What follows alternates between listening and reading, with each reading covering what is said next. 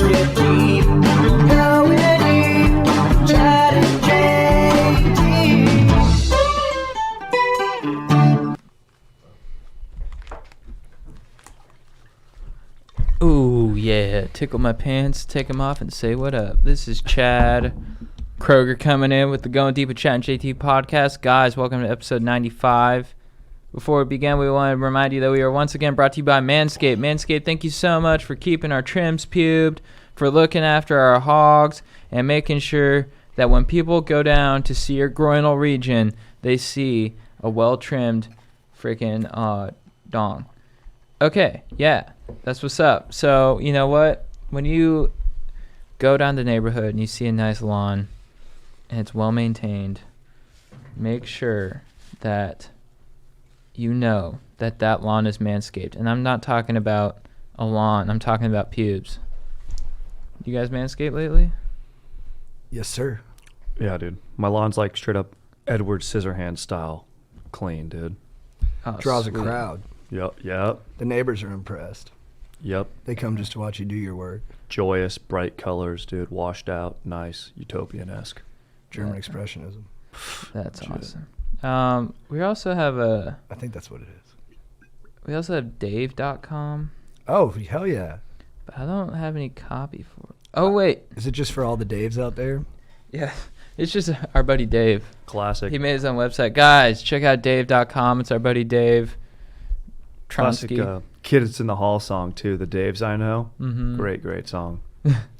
These are the Daves I know. These are the Daves I know. It's legit. It sounds good. It's good. It's over my head. Okay, guys.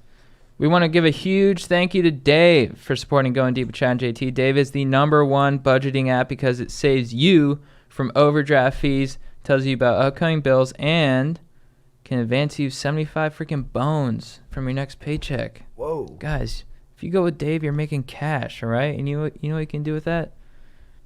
Trim your pubes. I don't know if they'll like that. Guys, you can save $75 on your next paycheck. That means you have cash in hand. That means you can get, I'm guessing, around like 10 Flying Dutchmen, which is legit. So go to dave.com/godeep and tell them we sent you. So download Dave and never, ever pay another overdraft fee. Guys, finances are legit. Stay green. And I mean that in the stock market sense. Hell yeah. Bull market, baby. All right. I'm here with my compadre, Jean Thomas. What up? Boom, clap, Stokers. What up, dog? And, of course, the romantic Buddha, Strider Wilson. What up? What up, dudes? Stoked, dude. Stoked on that title. Enlightenment. Have I said that before? Is that a new one? No, I've never heard that before. Yeah.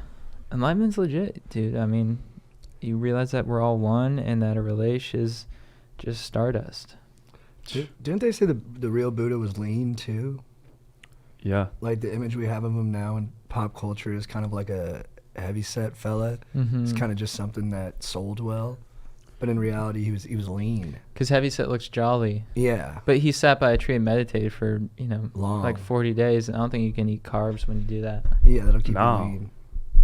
Yeah, dude, sitting up like But you're pretzel lean, leg too. style, That's like, why I say it. It's legit, dude. Freaking, what's it called? Like the Matriyana Buddha is like the heavyset one. I think so. Something Siddhartha. I think Ugar Siddhartha is like the main Siddhartha? Siddhartha, right? Yeah. Didn't he give up riches as well? He was like a prince. He was a prince. He gave it all up to be a poor dude because he's like, I need to detach myself from desire to achieve enlightenment. But nowadays they're saying, you know what? When you detach yourself from desire, what kind of life is that?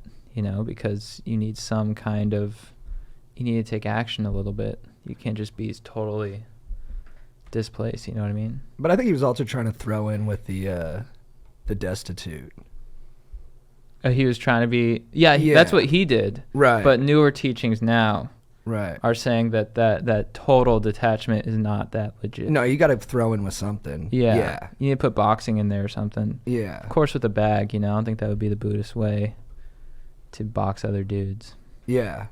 No, you'd be shadow boxing. I feel like your Yeah. greatest threat is you. Right. Your You're biggest in the enemy is mirror. Yeah. exactly. Yeah. So you'd imagine yourself just throwing haymakers and Oh yeah, bobbing and weaving. dude. You ever try, dude? JT will sometimes like, we're first see each other, we bring it in, we do a nice little hug, we say, what's up, what's going on, dude? And then just naturally, we kind of gravitate to where I'm just holding up some bags, JT's throwing nice punches. I love hitting the mitts, yeah. And he hits it well, dude. I mean, No, I don't. You do. But dude, I try so throwing nice. I try throwing a Makes punch, me dude. happy to hear it. It's like you wind up like this. Like, Yeah. nah, dude. Like, like when you're imagining, like when you're going to bed, dude. Sometimes when I'm going to bed, I like to fantasize. I'm like, all right, dude, what if like a team of Navy SEALs came in here and like for some reason they were like, we're going to force you to, not even Navy SEALs, those are like good dudes, but like some sort of like black ops, like underground, like, hired mercenary soldiers, but with modern equipment, just came in to like take out me and my GF for no reason. This is what I'm thinking of when I'm going to bed. Then I'm fantasizing though that I dominate them, like, Right, yeah. like I have all the hand-to-hand combat moves, but then I go to throw one punch, like, and it's just so bad, dude. Yeah, Oh. or you can even, I think anybody would fail in those circumstances. But like, what if it was just like a regular dude with like a knife? Mm-hmm. I would need a paintball gun, dude. I would say you brought a knife fight to a paintball gun fight. You brought a knife to a paintball Would you gun shoot him fight. in the Yeah. face? Yeah, I would try to not get I'd try to clock him like right in the forehead. Really catch him like, dude, honestly, I got shot in the throat. I'd shoot him in the throat. Yeah, good call. That would hurt bad, dude. Right in the Adam's apple. Yeah, I'd be like, oh, like what is that? Yeah. To be honest, I've never had those fears of someone breaking in, or like people coming to murder me. People are like, oh, you'll get I had these. I was just like living in fear that I was gonna get murdered or someone's gonna come into my house.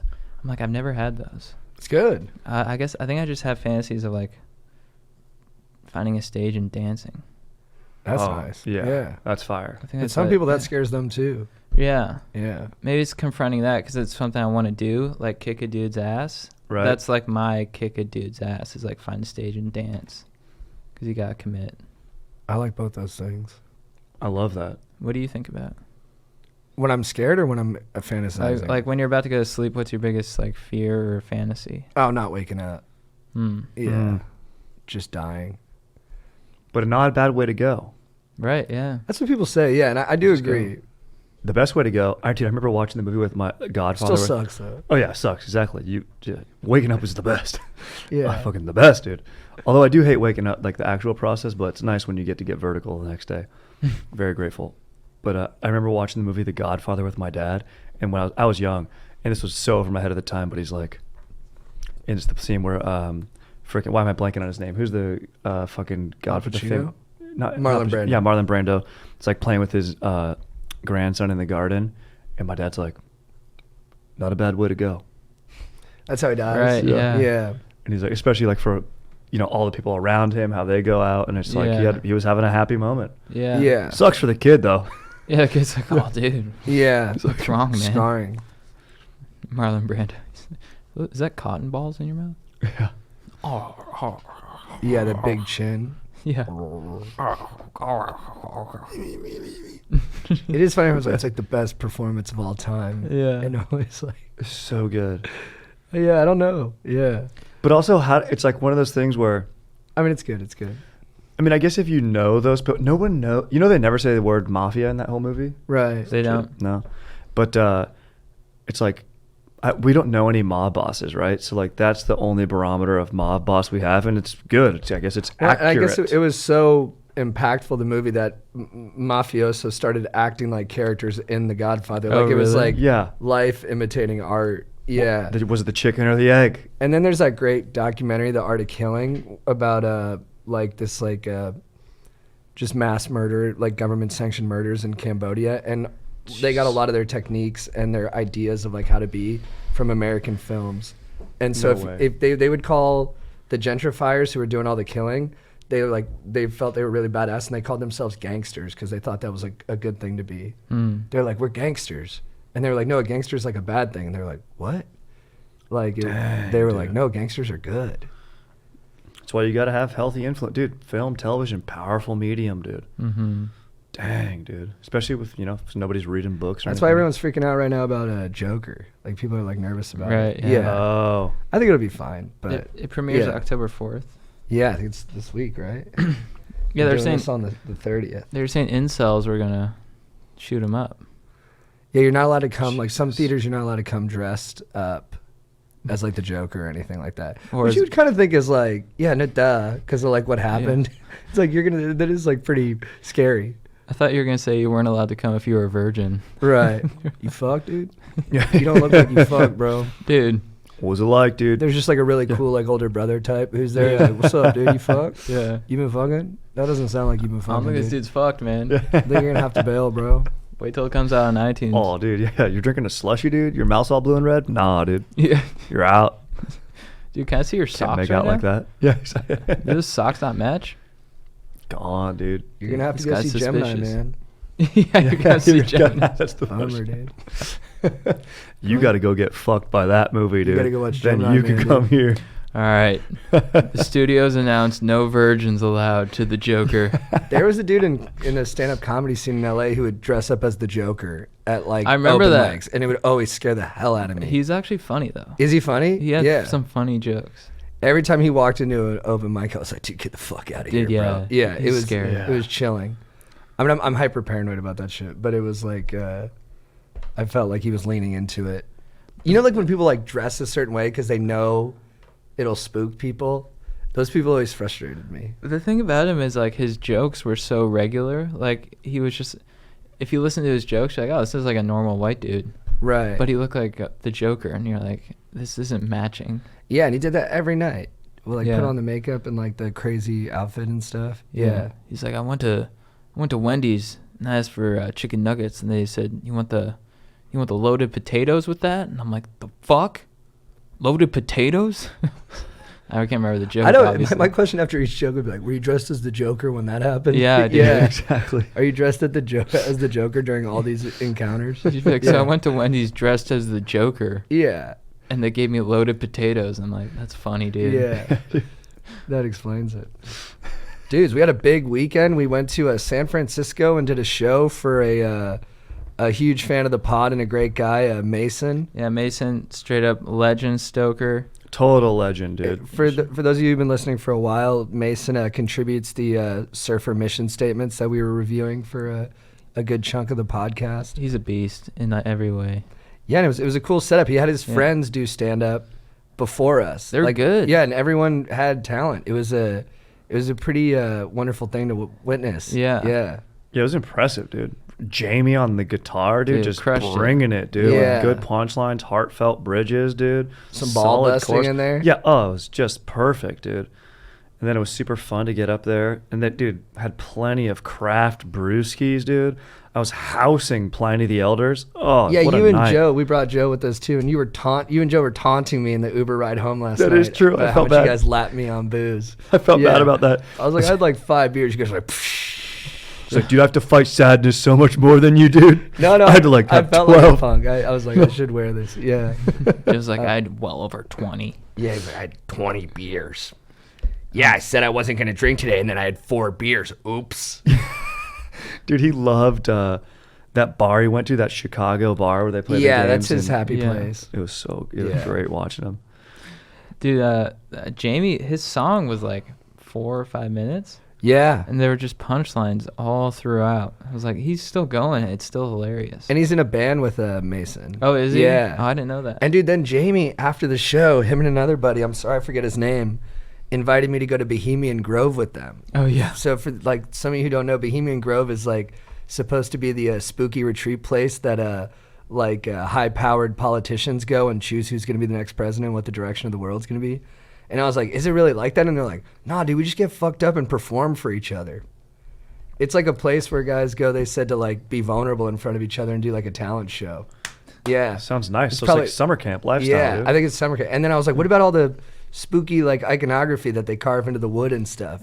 And they were like, dude, that's just like arts, and that's just their version of what's cool. It's arts and crafts. Yeah, it's arts and craft. They're just expressing themselves. Yeah. The big owl. Yeah, I'm gonna go though and report back firsthand on what's going on over there, because I think people are gonna be surprised to learn that the powerful are just as confused as everybody else. Oh, yeah. Yeah.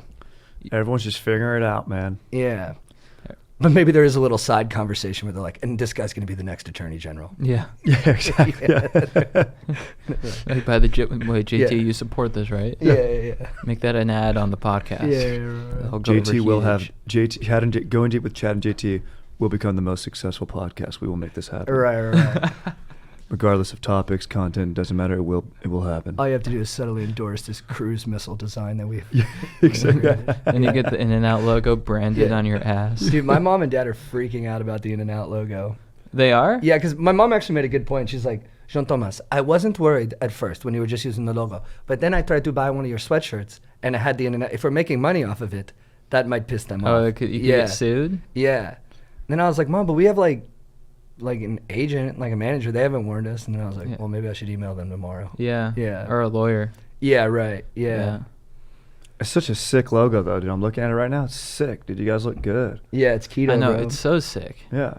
It's so stoke-inducing. And, dude, Great colors. It's hard on Aaron. it's but- homage, dude. Yeah, Aaron, I mean, yeah, dude, sorry. It's not Whataburger, dude. It's really hard, man. Thanks, dude. Appreciate that, though. Appreciate you being honest. Aaron, when was the last time you had In-N-Out? It's been a long time. Because the lines are always so long. I just skip it. You know, like, why go to In-N-Out and sit in line for 20 minutes if you But can- that's why Chad and I go to 11 a.m. when it first opens. Mm-hmm. Burger for breakfast, dude. And dude, here's the thing. I never shy away from a line, dude, because when I'm in that line, I'm straight up texting my bros. I'm going, what up, dude?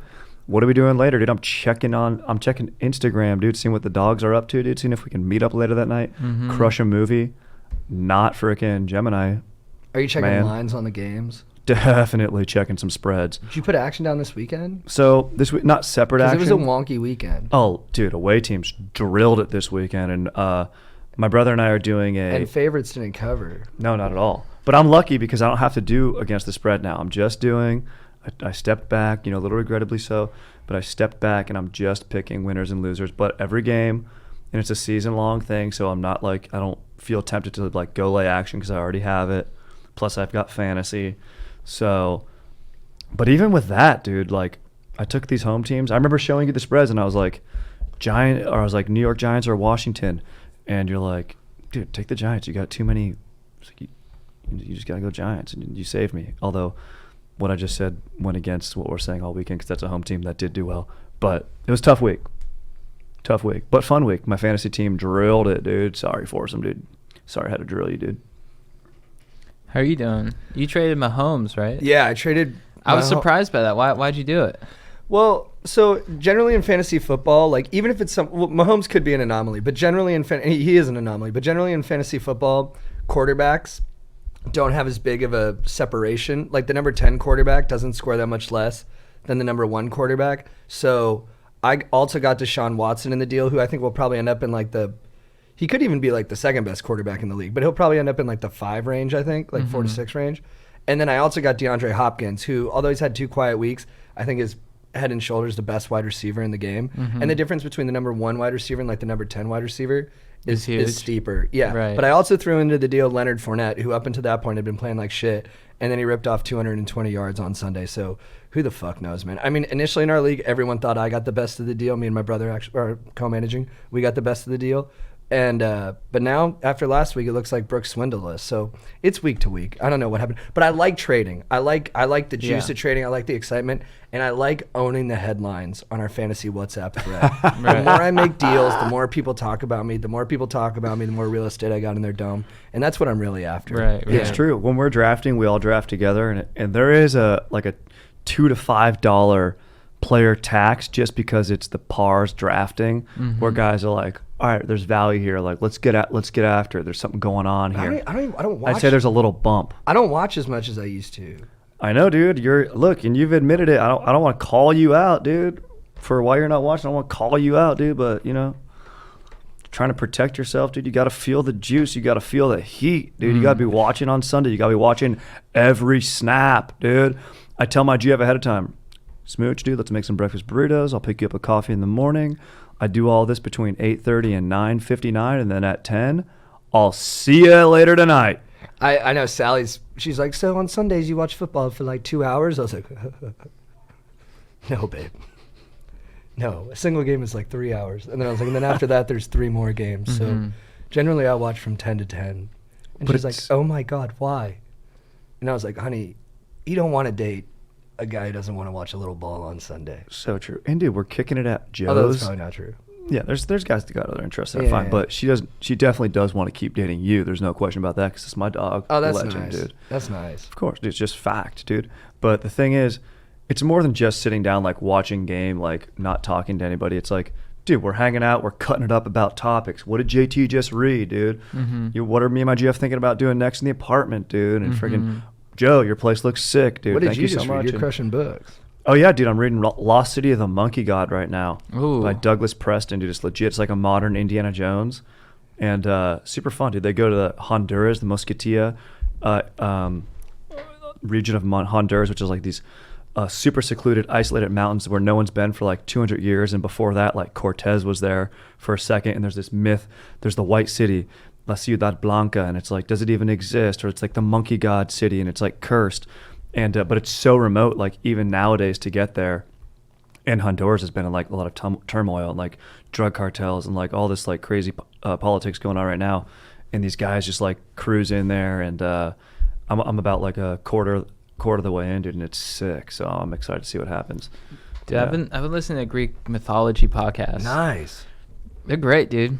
The story of Bellerophon and Chimera, which you guys probably know from Mission Impossible 2. Sure. Sick. Epic tale. Is Pegasus in that one? Pegasus is in that. He fails Bellerophon because Bellerophon's trying to flee. He's trying to get to Olympus, trying to be one of the gods. Right. And he like defeats the Chimera, which is a lion head with a goat body and a snake tail. And it breathes fire, right? Breathes fire, yeah.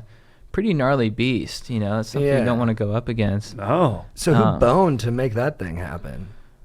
I think it was, Two humans. yeah, two humans. According to ancient aliens, dude, they say that there's like aliens, Right, yeah. that came down and like do genetic stuff since humans' brains evolved so quickly, so fast, they think that like they like genetically made our brains evolve. They're like, look, it took Yeah. a million years for the brain to go like that to that. Then all of a sudden, the last like 100,000 or whatever, like 500,000 or something, our brains like quadrupled. It's crazy. Then Randy boned this alien, and look at us now, dude. Dude, that's what they say. A lot of the And aliens then we like took are, flight, yeah. built a pyramid. He's like, dude, I just plowed this alien. Let's build a freaking pyramid. Yeah, there was a smooth human. Like the aliens weren't going to sleep with the humans. Yeah. And then there was one human who still, even though he was so much dumber than the aliens, still acted cooler than them. Yeah. He's like, whatever, dude. I'm not that into your whole like Martian thing. That's chill. Yeah. That's your thing. Yeah. And they're like, what? You don't want to hear about it? He's like, nah, man, I'm good. He wore like and then a- the Martians were like, no, come on, let us tell you about it. He's like, all right, if you want to bug me, but I can't promise I'm going to listen. Yeah. They couldn't resist.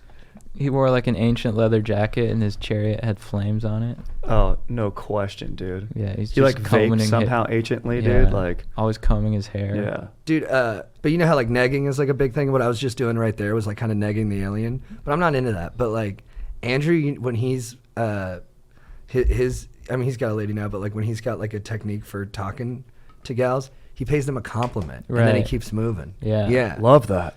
Yeah. Drops the bomb and then bounces. Yeah, he'll just be like, hey, nice jacket. And then he keeps walking. Yeah. It's very cool. It's That's very cool. genius, It's pretty dude. mind blowing. And it's mind blowing Yeah. that that's mind blowing. Yeah. Like when he told me that's what he does, I was like, that's the smartest thing I've ever heard. Yeah. But it's so basic. It's like, Yeah. hey, just go be nice, and then don't stand there and do nothing. Yeah. Yeah. Yeah. Yeah. Nice T-shirt, and you just stand there. Yeah. You got to act like you got somewhere else to go. But Yeah. yeah. Hey, nice Totally. T-shirt. Then you keep walking. You gotta act like the Yeah, mayor. yeah. That's go- nice. Your Yeah. earrings are lovely. I'd like to be rewarded now with love. Like, Stand here. Like, Yeah. are you gonna say something nice back? Huh? Yeah. what, you don't like my new shirts from Express? Yeah, dude. I'd like you to express how much you enjoy it. It's cool. It's got snap-on buttons. I don't know. I love it. No expectation. Expectations is how you manage happiness. What do you expect to get in and get, what you put in is what you're going to get back. If you got to think about it that way, it's an And equation. It's- Gratitude. Sorry. Yeah, it's so hard though. How do you let go of expectations? Constant work, because they're always Yeah. gonna pop up, Yeah. and then you just try to like breathe them out, Right. and then go. Yeah, because I'm always like, whenever I've always noticed that whenever I have high expectations for something, I'm always disappointed. But I'm just like, how do you pull off the mind trick? I think you taught me this is Mm. gratitude. Oh, gratitude for sure. Yeah. Yeah. Like if you're just really grateful for whatever comes, you're just Yeah. like, this is just amazing. I even get to be here. Yeah. That's easier said than done, though. Oh, of course. Yeah, it's constant work. Yeah. Yeah. This weekend it was easy though. Mason, what up? It was sick. Oh, Yeah. oh yeah. Such a nice weekend. Yeah. Although I was a little disappointed in my set, but it's No, still you were fun. great. You guys, everybody did well, dude. Everybody did well. It was fun. You were amazing. Dude, Pirates. Dude. You did Yeah. like 10 minutes on Pirates. I've never seen anybody do something like that in comedy. Aaron Aaron, came book out report. firing. Strider did a stand-up set. He did 10 minutes of like informative comedy on Pirates. Dude, Sick. that's not easy. I credit It's Robert one of the hardest Kurson. things I've ever seen accomplished. Yeah. Dude, you just got to be fired up on something, passionate. Mhm. Point of view. If your point of view is locked in and honest, it'll work. I forgot that Pirates weren't cool before Jack Sparrow. He put them back on the map. Yeah, Cutthroat Island really put him in the shitter for a while. Yeah. Sick. Remember Love Swiss being- Family Robinson? You know. Yeah, they fucked. Yeah, they did some bad stuff, but they also were interesting in certain ways. Well, because Orlando Bloom, they're like Pirates of the Caribbean, and Orlando Bloom's like, Pirates? Right. Get out of here, mate. Yeah, I remember how shocking it was that movie was so amazing. I know. I saw it in Yeah. theaters. I was like, that was so good. I was a little doubtful going in, and then I was like, that was fun. His Yeah. tan was so deep. It was Mhm. amazing, dude. But why is the rum gone? I remember that. yeah. Yeah. She's I remember being like so weirded out that Johnny Depp wasn't the main character. I was like, wait, what? Whoa, it's Right. Orlando Bloom's the Yeah. protagonist here, and Jack Sparrow's just like taking us all along for a ride. Well, I guess he wasn't even that big of a character, and then they saw him doing it, and they're like, oh, we got to amp this up. That's cool. Oh, in real time, they're like, like- this is crushing. In the script, yeah, they're like Jack Sparrow's, he's this side, he's second on the call sheet or whatever, but he's just not a big presence. Yeah. And then he starts doing it. He's like, "Why's the rum going?" And they're like, "This dude's got to be huge."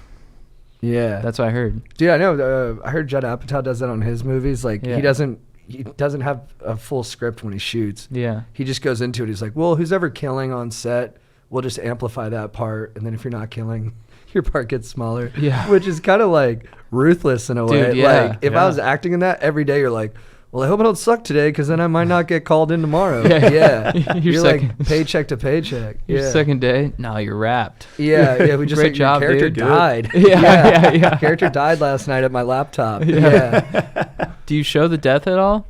Nah. Nah. Turns out he died before the movie got made. Yeah. Yeah. So we're gonna just burn all your dailies. Yeah. That's tough. Dude, so we did Ellen. Ellen was You're awesome. rocking the T, Nice. Sick. Ellen DeGeneres. And dude, when you walk out, cause the night before I didn't sleep enough. I was jet lagged from Hawaii. I got in bed at like 10.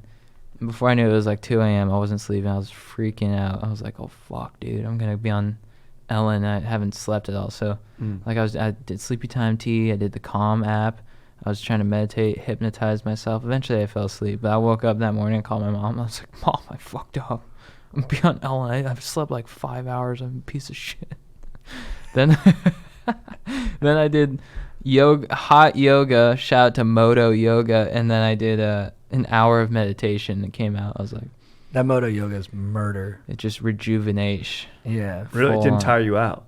'Cause No. that heat I- and stuff, it got you ready to go. Yeah, I mean, after yoga, I was like, I was like, oh fuck, I fucked myself up even more. And then I think it was the meditation mostly that like, I got that deep rest that I needed.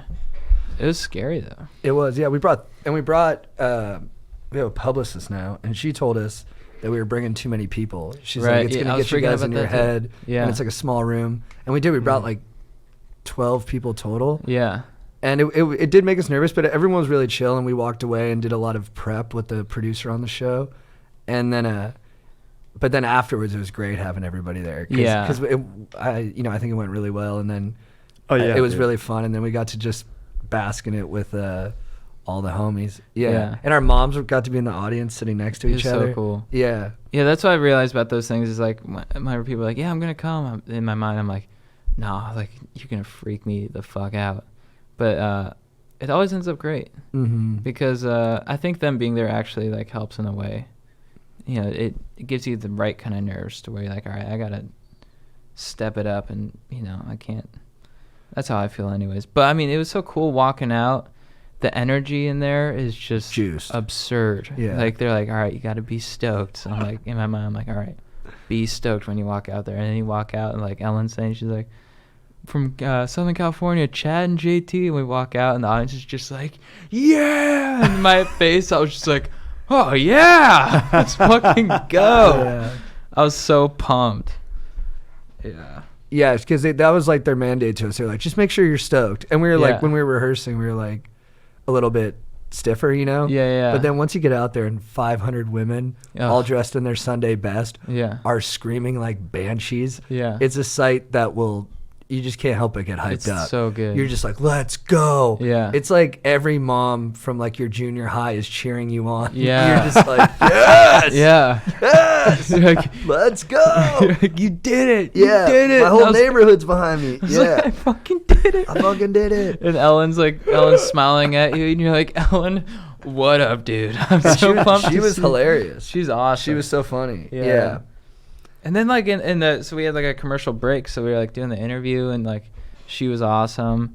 And then during the commercial break, they pump up the audience so much. They're just like, let's go, and the audience just like, whoa. And The I was like best. in the chair, and I was like, yeah, let's fucking go. I was so pumped. Yeah, it was hyped. It was really fun. Yeah, dude, Yeah. it got everybody hyped. I was stoked. Everyone on the fantasy football thread was stoked. We were sharing that thing. Dude, the East Coast guys were like, we just watched live. It was sick. Yeah. West Coast dudes waited for it to roll around, watched it. Was sick. Oh, that's nice. You guys got to scoot on TV, dude. That was amazing, That dude. was Just cool. freaking busting nice little 360s hover pattern. Yeah, we got some good gifts. We got the scooters, which I just got in the mail today, and I've been negligent. I haven't ripped that thing already. Oh, dude. And then I know I'm behind, but once I get on it, I'm not getting off, and I'm gonna drive that battery till it's out. True story. And Yeah. then and we got a onesie jersey, Oh yeah. which is That's pretty so legit. sick. Like it's dude. like it does your bottom side too. Yeah. Yeah. Oh, you can just lounge in that, dude. Yeah. Yeah. You know what I think it's gonna accentuate? Bulge. Yeah. Nice. Bulge. Dude, speaking of Both that, ways, when I put it between my legs and when it's just regular. straight up. Mm-hmm. I think that might have been the longest we'd gone since inorganic dong just coming up. Although that was bulge. You did addressing write the me a whole little package. note and pass it over that said, "Get to the dong talk." Yeah. It's a true Yeah. story, and I've been texting both your phones, dude, blowing them Oh, up, dude, I need to dude. check my phone. Like, I'm let's sorry. get to Missed some text dong talk, messages. dude. Well, I felt something was missing. I was like, why were we talking about the Buddha? Right. I know. The Buddha had a hog too. Yeah, dude. We gotta discuss it. The Buddha had a hog. I What do, know. what do you think his hog was like? Nice. Yeah, enlightened, achieved, relaxed, but sprung when it needed to be. Mm-hmm. In terms of profit pieces, I think it's amongst the largest. Yeah. Totally. Yeah. I think the Greek gods, though, gotta have the fattest, most legit. Balls. Yes. Traveling with Joe, I could feel the weight of his hog at the airport. Oh yeah. Because he was such a determined traveler. He doesn't lollygag. He's like, I got a big hog. Yes. Let's get on this plane. Do not walk on the walk. Do not stand on the walkway. Very Walk. true. Very true. Yeah. And it took a little bit more for the plane to get going. Mm. I could tell that the captain had to push it a little bit. Yeah. It's like, well, this wasn't accounted for. He's like, damn, she's heavy today. Yeah. Yeah. A little more weight to it, Yeah. Right. real. Tipping left. I feel it. Well, Yeah. Like we took off a little bit and then hit the ground. Took off, hit the ground. Yep. Yeah. And then he juiced it. What's that quote from Firefly where Nathan Fillion's like, talks about piloting? He's like, you feel the stern of her key, like the key. Oh, at that's the a great one. bow, Oh, we and should then do that as a quote of the you week. look up- yeah, it's a great quote. You treat her right, she'll fly you true. Yeah. The way they Get you do where the you need to dialogue in go. it is so good. It's yeah. amazing. Josh Whedon. Joss dude. Whedon, yeah, Josh. classic. Yeah. I know. I always say Josh. I know. Well, it seems like it should be. Yeah. Like dude's named Alec instead of Alex. Mm-hmm. It's Alec. Right. Sorry, dude. I was doing a pick'em about Chase Daniel this weekend, Mm. and then Joe was like, Daniels. And then I was like, oh, well, he's a Bears fan, so he knows. But it is Daniel. But you never know. Yeah. You never know. Exactly right. Did you feel the landing though on that flight? Which Oh, one? The one yeah. to San Fran? Both. Just stomped on. Yeah, the the one. I felt the one on the way back. Yeah. But you guys were talking about the one there. Yeah. Well, I agree. The one on the way there I really felt. The added weight, dude. Yeah, totally. Oh, Because we squeaked the tire on the left side. I was like, oh, that's where Joe's sitting. Yeah. Yeah. I'm surprised you didn't have to get one of those like pulley things, that like you gauge, like you crank it up like cargo style when you strap in tanks, Mm-hmm. and one of those like, freaking big old like Transformer style, like, you know, Michael Bay movie planes, dude. And just, I'm surprised Joe's Hog didn't need one of those, you know? I'm surprised he didn't have to pay a fee. The flight attendant, Totally.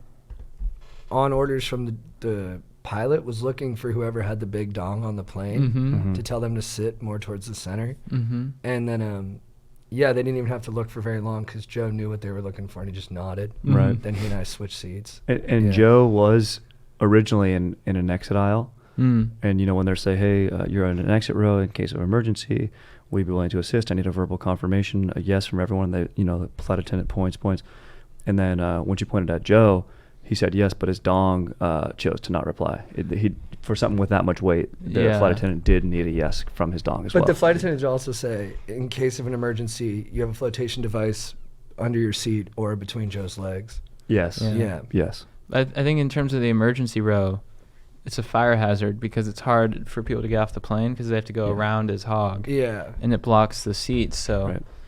And you know, And he gets hard when there's danger. no Right. question. And Joe did doze off and get a, you know, a no reason boner in his sleep in NRB, and nobody could put their tray tables down yeah. to enjoy ginger ales or tomato juice in the entire row. Yeah. I did. My I did see boners that. used to be so small. I used to call them NRBs, not real boners. Dude, you got a fantastic one. I came around. Yeah. I just stayed focused and I worked hard and my penis got bigger. Yeah. There- Push-ups.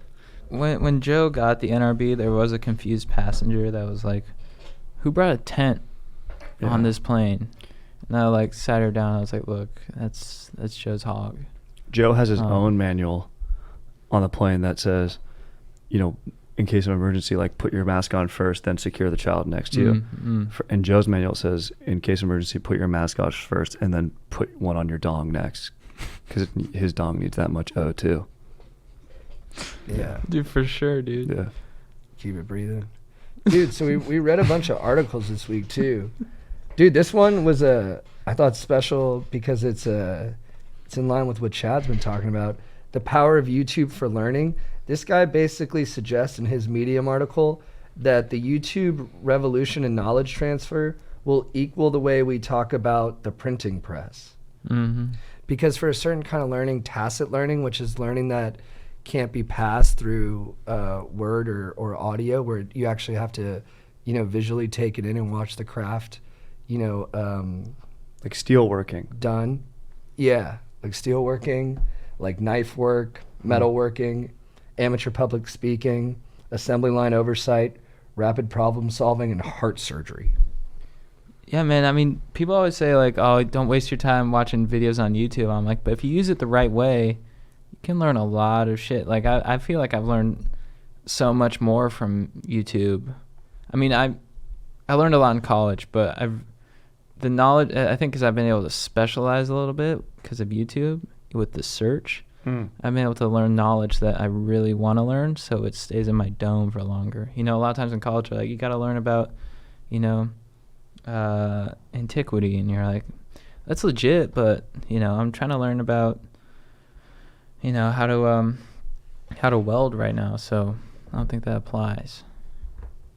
Exactly. You gotta cater to your current passion. I just like, I mean, they say you can or can't learn public speaking very well. Like public speaking, they're like, you got to go do it to learn it, or can you learn it through tacitly?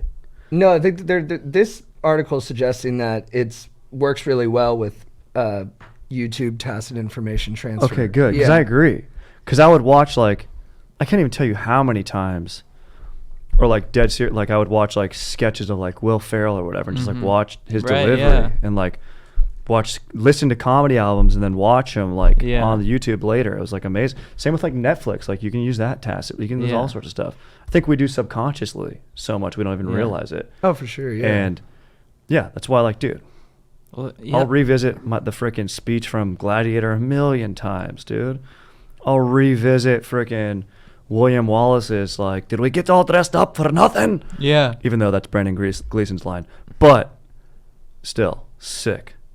Well, like with stand-up, when I first started doing stand-up, I watched stand-up 24/7 all the time. And I was like, I have so much of a bigger advantage than people from like the 80s and stuff. They had like a few albums they could listen to. How much video did they have? You know, they had like Eddie Murphy like Yeah. some specials, but you can watch hours of new stand-up all the time. It's nice. I mean, yeah, in the 80s, or you had to go to the club. Even in the 90s, you had to go to the club, Yeah. watch guys, probably get into smoking, probably have more drinks than you should, be up Yeah. late, and now it's so convenient. Yeah. So I'm stoked on that. Yeah, I thought that was very compelling, though, that YouTube could be so profound for, just increasing your brain capacity. Aaron, what's the coolest thing you've learned on YouTube? I fixed my stove. Nice. Yeah. Dude, I took like brake lights off a car. Like, you can type in whatever car you have, and there's a video on how to fix a bunch of parts on it. What's the coolest thing you learned on YouTube, Strider? probably like freaking my GF and I's smoke alarm broke, and I learned, like, I was like, what the heck, like, these things should be new, they just replaced them. And they're like, no, it's just like some of them aren't adaptable for these batteries. I learned that, like, we had to get these like V9s or something like that, and we had the wrong ones, and just how to like hold down the button for a long time, press it, set it, and like, just like Aaron said, like, we had like a weird model and they had a video for it. It was freaking sick, dude. Mm-hmm. So just sick how to figure out how to fix those things. But the most legit thing is just memorizing epic speeches, dude. What's the most cool thing or helpful thing you've learned from YouTube? How to do a cartwheel. Nice, dude. Yeah. Oh, dude. Yeah, I couldn't do a cartwheel until I was 24. That's awesome. Yeah. What was the video? It's just like how to do a cartwheel. Was the guy cool? It was a girl. Okay. She's super chill. She's like stretch. Because, I mean, I always felt left out, and it was like this kind of thing that I was really felt very insecure about, and I never wanted to talk about. But I'd be at like the Halloween fair, and people would be cartwheeling all over, eating candy apples, getting dunked in the dunk tank, and I would just sit in the corner, just like breaking water balloons over my head because I felt like such a turd because I couldn't pull off that gymnastic feat. Dude, that's triumphant. Yeah, so I learned to do it in my room, and my roommate saw it, and he was like, good cartwheel. And I mean, just thanks to YouTube for It's also bold that you fixing learned that part of myself. inside. Yeah. That's badass. Mm-hmm. You moved out some furniture, said, I'm just going to get this done right here. Yeah. I was very determined, very driven. And Shelby was her name. She was just a peach. Nice. And the $50 sandwich or $20 sandwich you learned That from too. YouTube. That too. I gotta give Kevin credit because he sent me the video. Right. So, but I did have a how-to video on YouTube from him. Yeah. So, yeah. I mean, there's a lot of cool things you know. What's your favorite thing? I learned how to tie a tie. And Oh, that always nice. came up huge until Joe moved into my apartment, and now he just ties my ties for me. Yeah. But can you do it now? If I watched the YouTube video prior, it's not stuck in my brain though. But I can relearn myself. Yeah. Yeah. But it's awesome. And also how to do my boxing raps. I learned that on YouTube. Protect my hands. Love that. Yeah. I learned how to edit from YouTube too. Oh yeah. Edit videos. That's huge.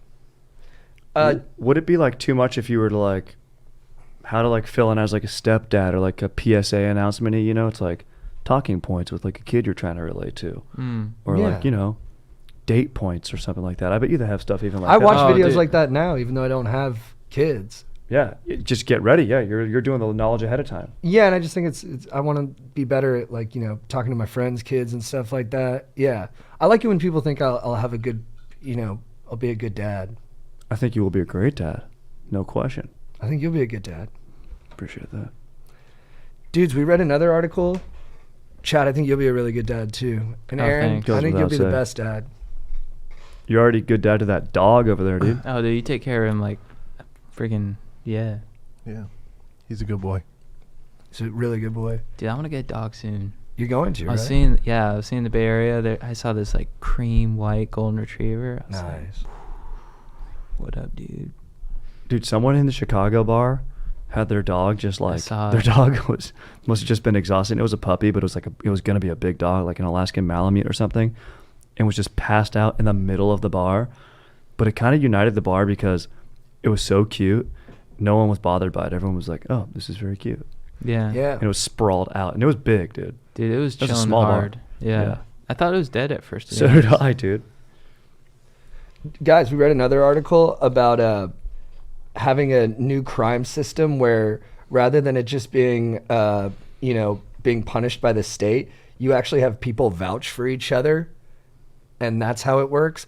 I couldn't quite wrap my head around this article, and I'm not sure I could explain how this system even works, but it seemed provocative. Yeah, it seems like a sick futuristic movie with like Colin Farrell, like a Minority Report style movie. Yeah. It's like vouching system. And then vouching becomes like insurance, but for crime or something, where it's like if you think you're not going to commit a crime, then you can pay a lower premium, but have it like, you can be like, yeah, if I kill somebody, you can kill me. Like that's a sentence I'm willing to accept because I know I'll never kill somebody. Mm-hmm. And then with the premiums you pay, then there's like a secondary market where they take the money and like help people who had committed crimes get jobs or something. So it sounds nice, but it also sounds like you're putting your hands in like, the insurance companies are already difficult to deal with. Right. Yeah. If I interpreted it correctly, I feel like it's like, because certain people that commit crimes, and they're due in for like the same punishment as everyone else, but a lot of times it's like a mistake.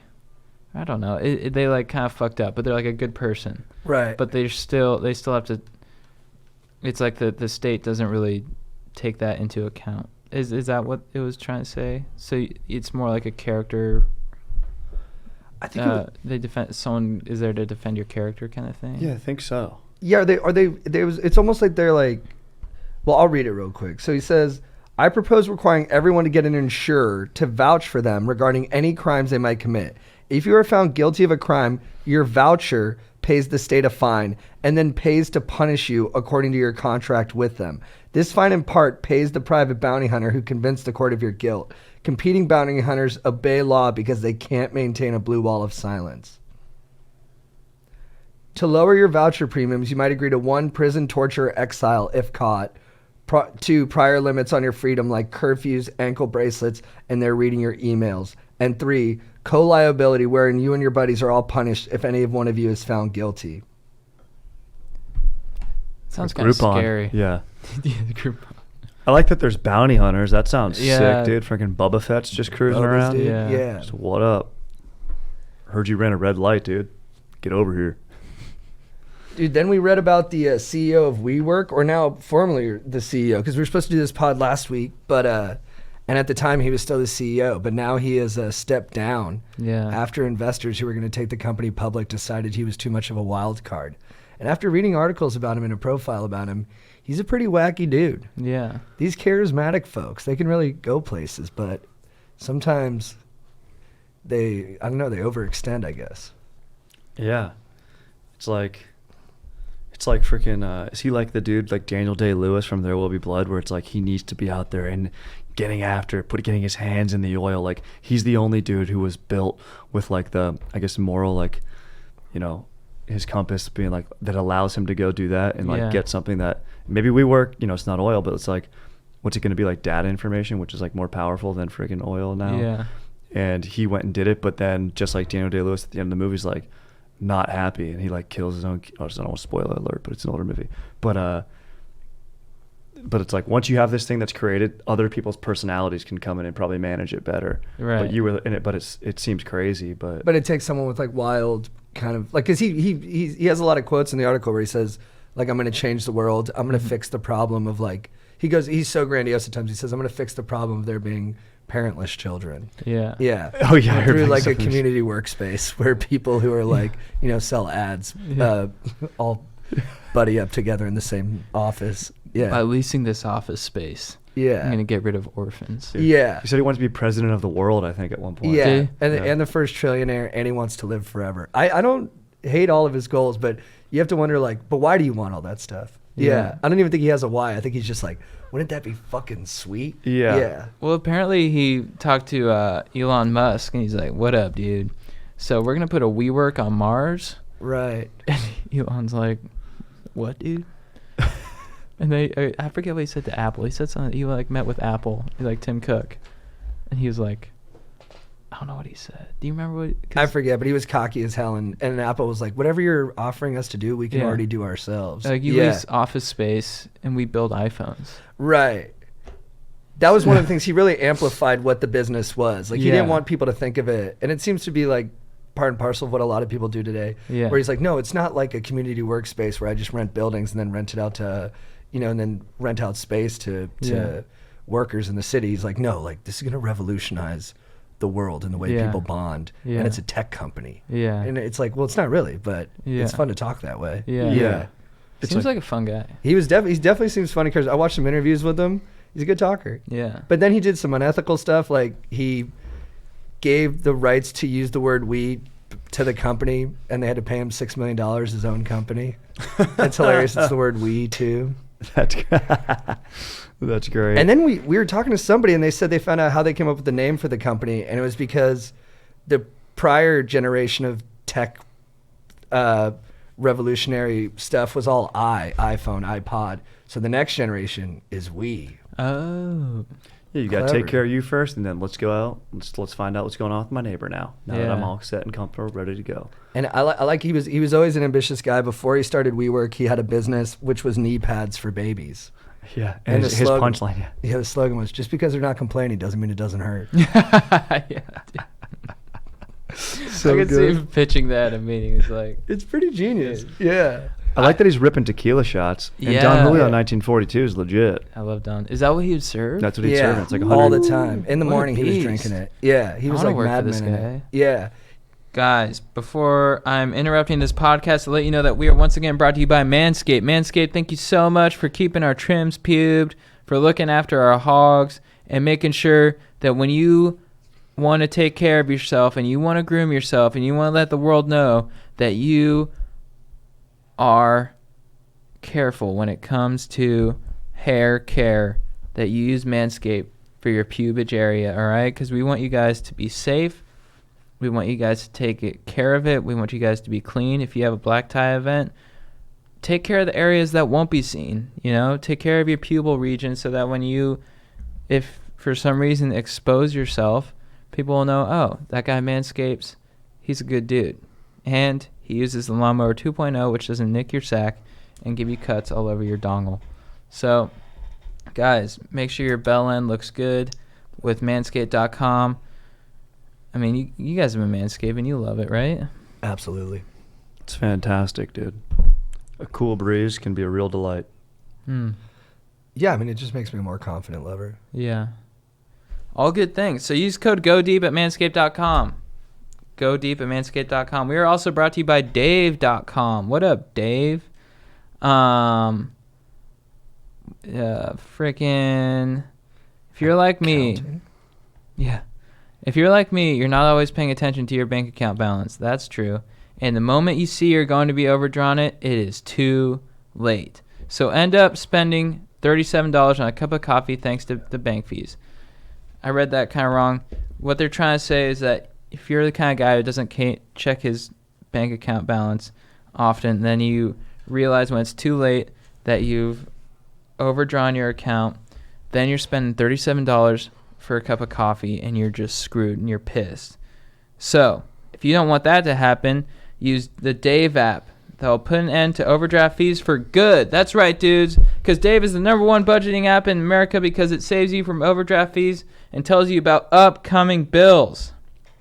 And can advance you $75 from your next paycheck with no credit check and no interest. Yes, that's finance gold right there, baby. Get the Dave app, and for just $1 per month, that's $12 a year, which is way less than an overdraft fee. And you'll never have to pay one again. Guys, you're safe. You're secure. On this podcast, we want to make sure your finances are secure and your dong is secure. Mark Cuban is an investor. That guy's a beast. And he owns the Mavericks. So, get wise, dudes, and use Dave.com. Dave.com/go deep. Let them know that we sent you there so they will keep saying what up to us. So go to Dave.com/go deep. It really helps the show if you let them know you heard them here. Then download Dave and never pay another overdraft fee again. It's immediate savings. Go now. Dave.com/go deep. Spelled just like it sounds. DAVE. Dave.com/go deep. Hell yeah. Back to the Nice, show. dude. Back to the show. All right, guys. So we got some questions this week. First up, MJ from Phoenix. What's up, Epic Stokers? Love the pod and your efforts. My dogs and I love to golf. Golf is a tough game, but I'm getting a sense that my dogs are getting pretty aggravated with me. They're getting danker with their games, and I'm consistently going south. We kick it at the 19th hole and have an epic time consuming mass quantities. I may sound like a paranoid schmoll, but I'm worried I may get kicked out of the golf squad due to my shitty game. I practice and take golf lessons, but nothing seems to work. Any thoughts? MJ from Phoenix. He wants to get better at golf. He's worried that he plays with all of his buddies, and he's worried that he's so shitty that they're going to boot him from the squad. Not the squad completely, but from the golfing squad. Yeah, I mean, dude, I wouldn't. You're definitely not a schmoll. There's no question. And also, it is a bummer when you do get slowed down by the group, or you do slow the group down. I mean, but dude, you're doing everything. You're taking lessons, and you're fired up to go play. I mean, dude, just focus on, hitting the ball straight. That's it, dude. And work on the short game, I mean, it depends where you're slowing things down. Like if you can't drive the ball very well, and everyone has to wait. So, but distance is tough, dude. But I mean, dude, just keep doing what you do. And honestly, what gets you in the golf group is being a sick guy to hang out with. So, I don't think the group's gonna hate on you that much, dude. Unless they're all scratch golfers and I don't know, you're wagering and you're blowing it every time. But nah, dude. I mean, I think you just gotta keep taking the lessons and getting better, dude. Dude, I totally agree. I think you gotta. Being a good golfer doesn't mean you shoot for par every time. You're sinking birdies. It means you have proper etiquette and you're a good time. So if you are worried about your game, make sure that you hustle on the course. If you're slicing it off into the rough, then make sure that you are just jogging over to get that ball, not holding up the game. Making sure that you're keeping up because that's what people care about. If you're not hitting it well, they don't really care. But if you're taking your sweet ass time and you're holding up the game and then you're holding up people behind you, that's when they care. So make sure you're keeping on pace with the dudes, and that can mean sacrificing some balls here and there, and just being cognizant of that, and also just being a fun time. Be a fun time on the course. Be joyful. Just be happy to be out there with your bros, just kicking it. Drinking Michelob Lights and eating Fritos, dude, because at the end of the day, that's what golf is all about, having a good time. Yeah, I feel conflicted because it's it is better with golf because your poor play doesn't directly impact the quality of the game that everybody else can play. It's not like volleyball or tennis where if you play with someone who sucks, you can't play. But with those games, I have had friends who are so bad that we kind of wouldn't let them play. I won't name their names, but we have some buddies who aren't good at volleyball, and they're just not meant to be good at volleyball. And I have some buddies who aren't good at tennis, and they're just bad at tennis. And it's not fun to play with them.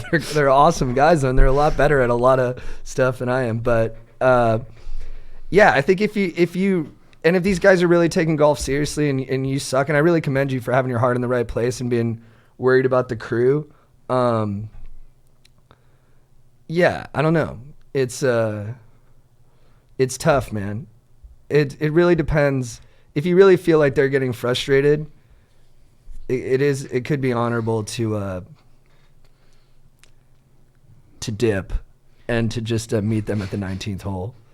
And some guys are so nice that they'll never tell you that you're too shitty to play with them. And those are good friends. So it's really up to you. You can keep playing. That's good too. Yeah. That's if you're bad, dude. If you're losing, if you're doing snowmen.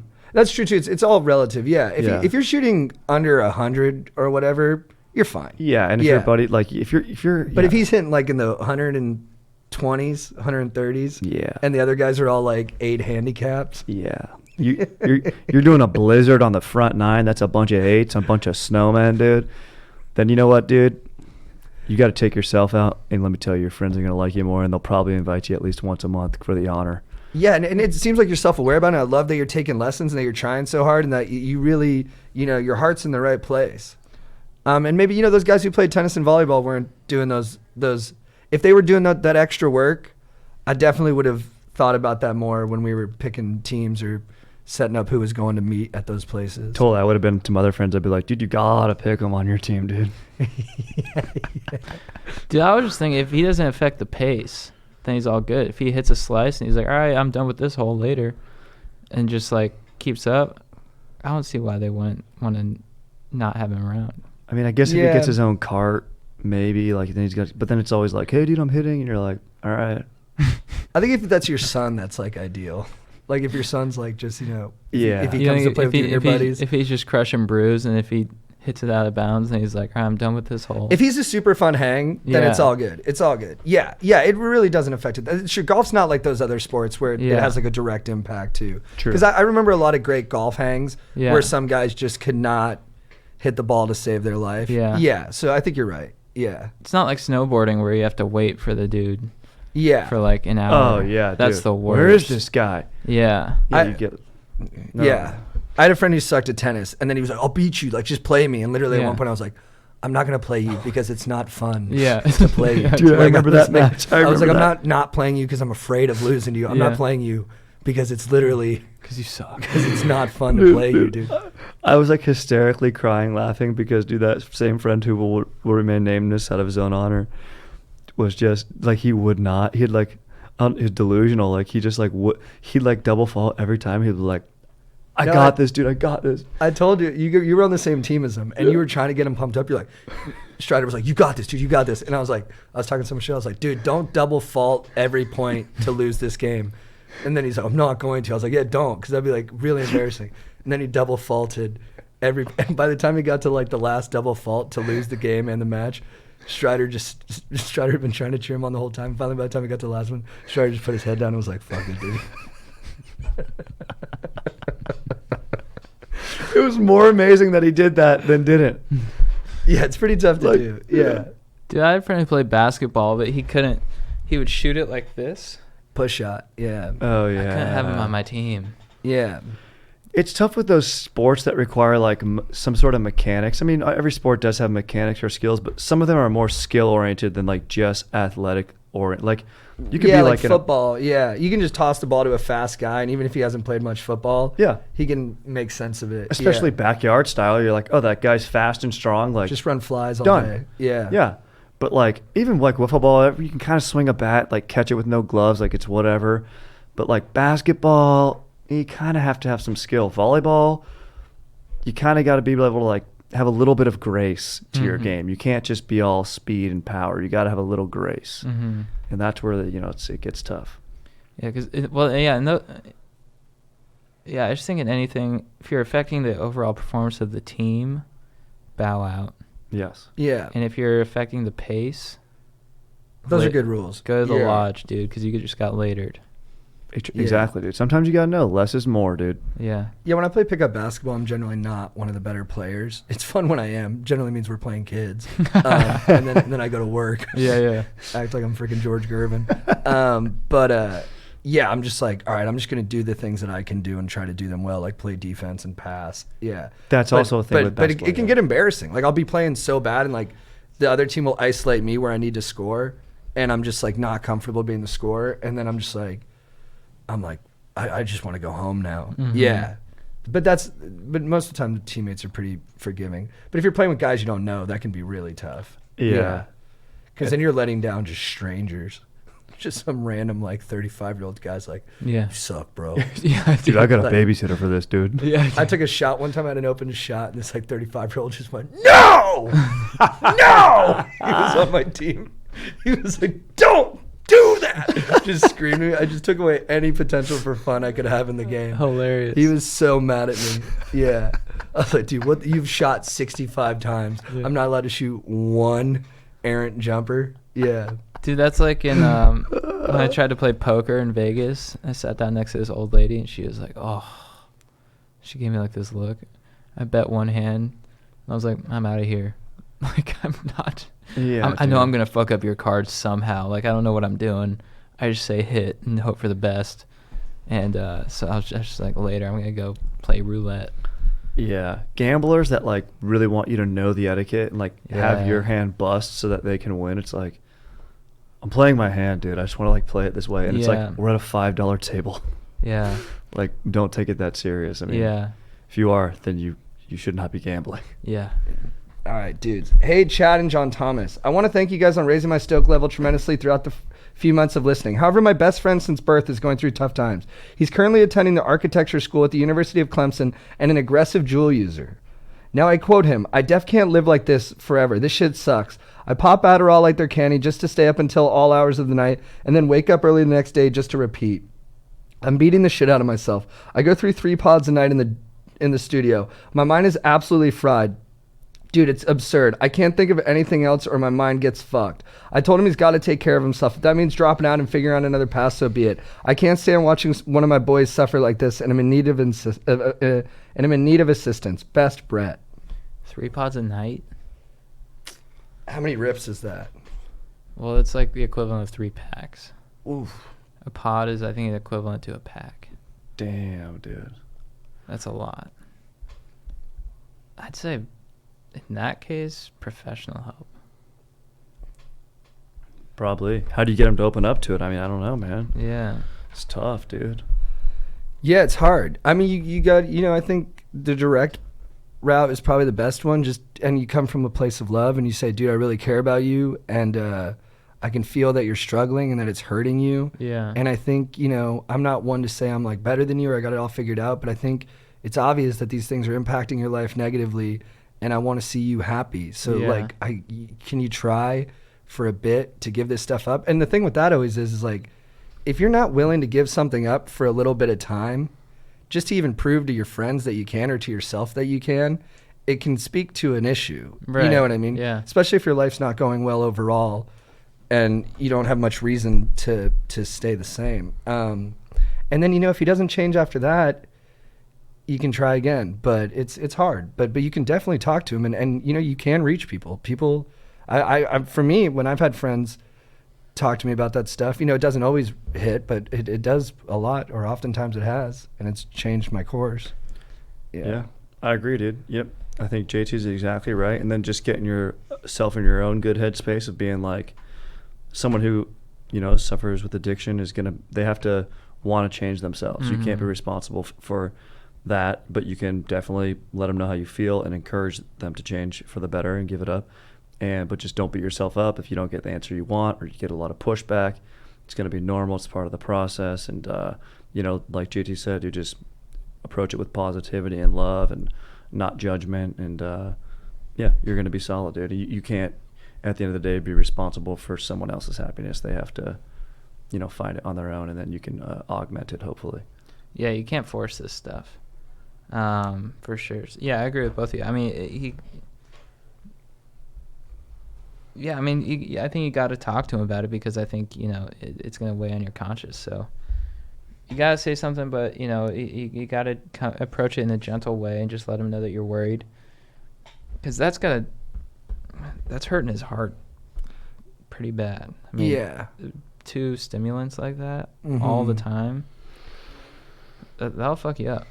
So, I would just express some sincere concern and, hopefully he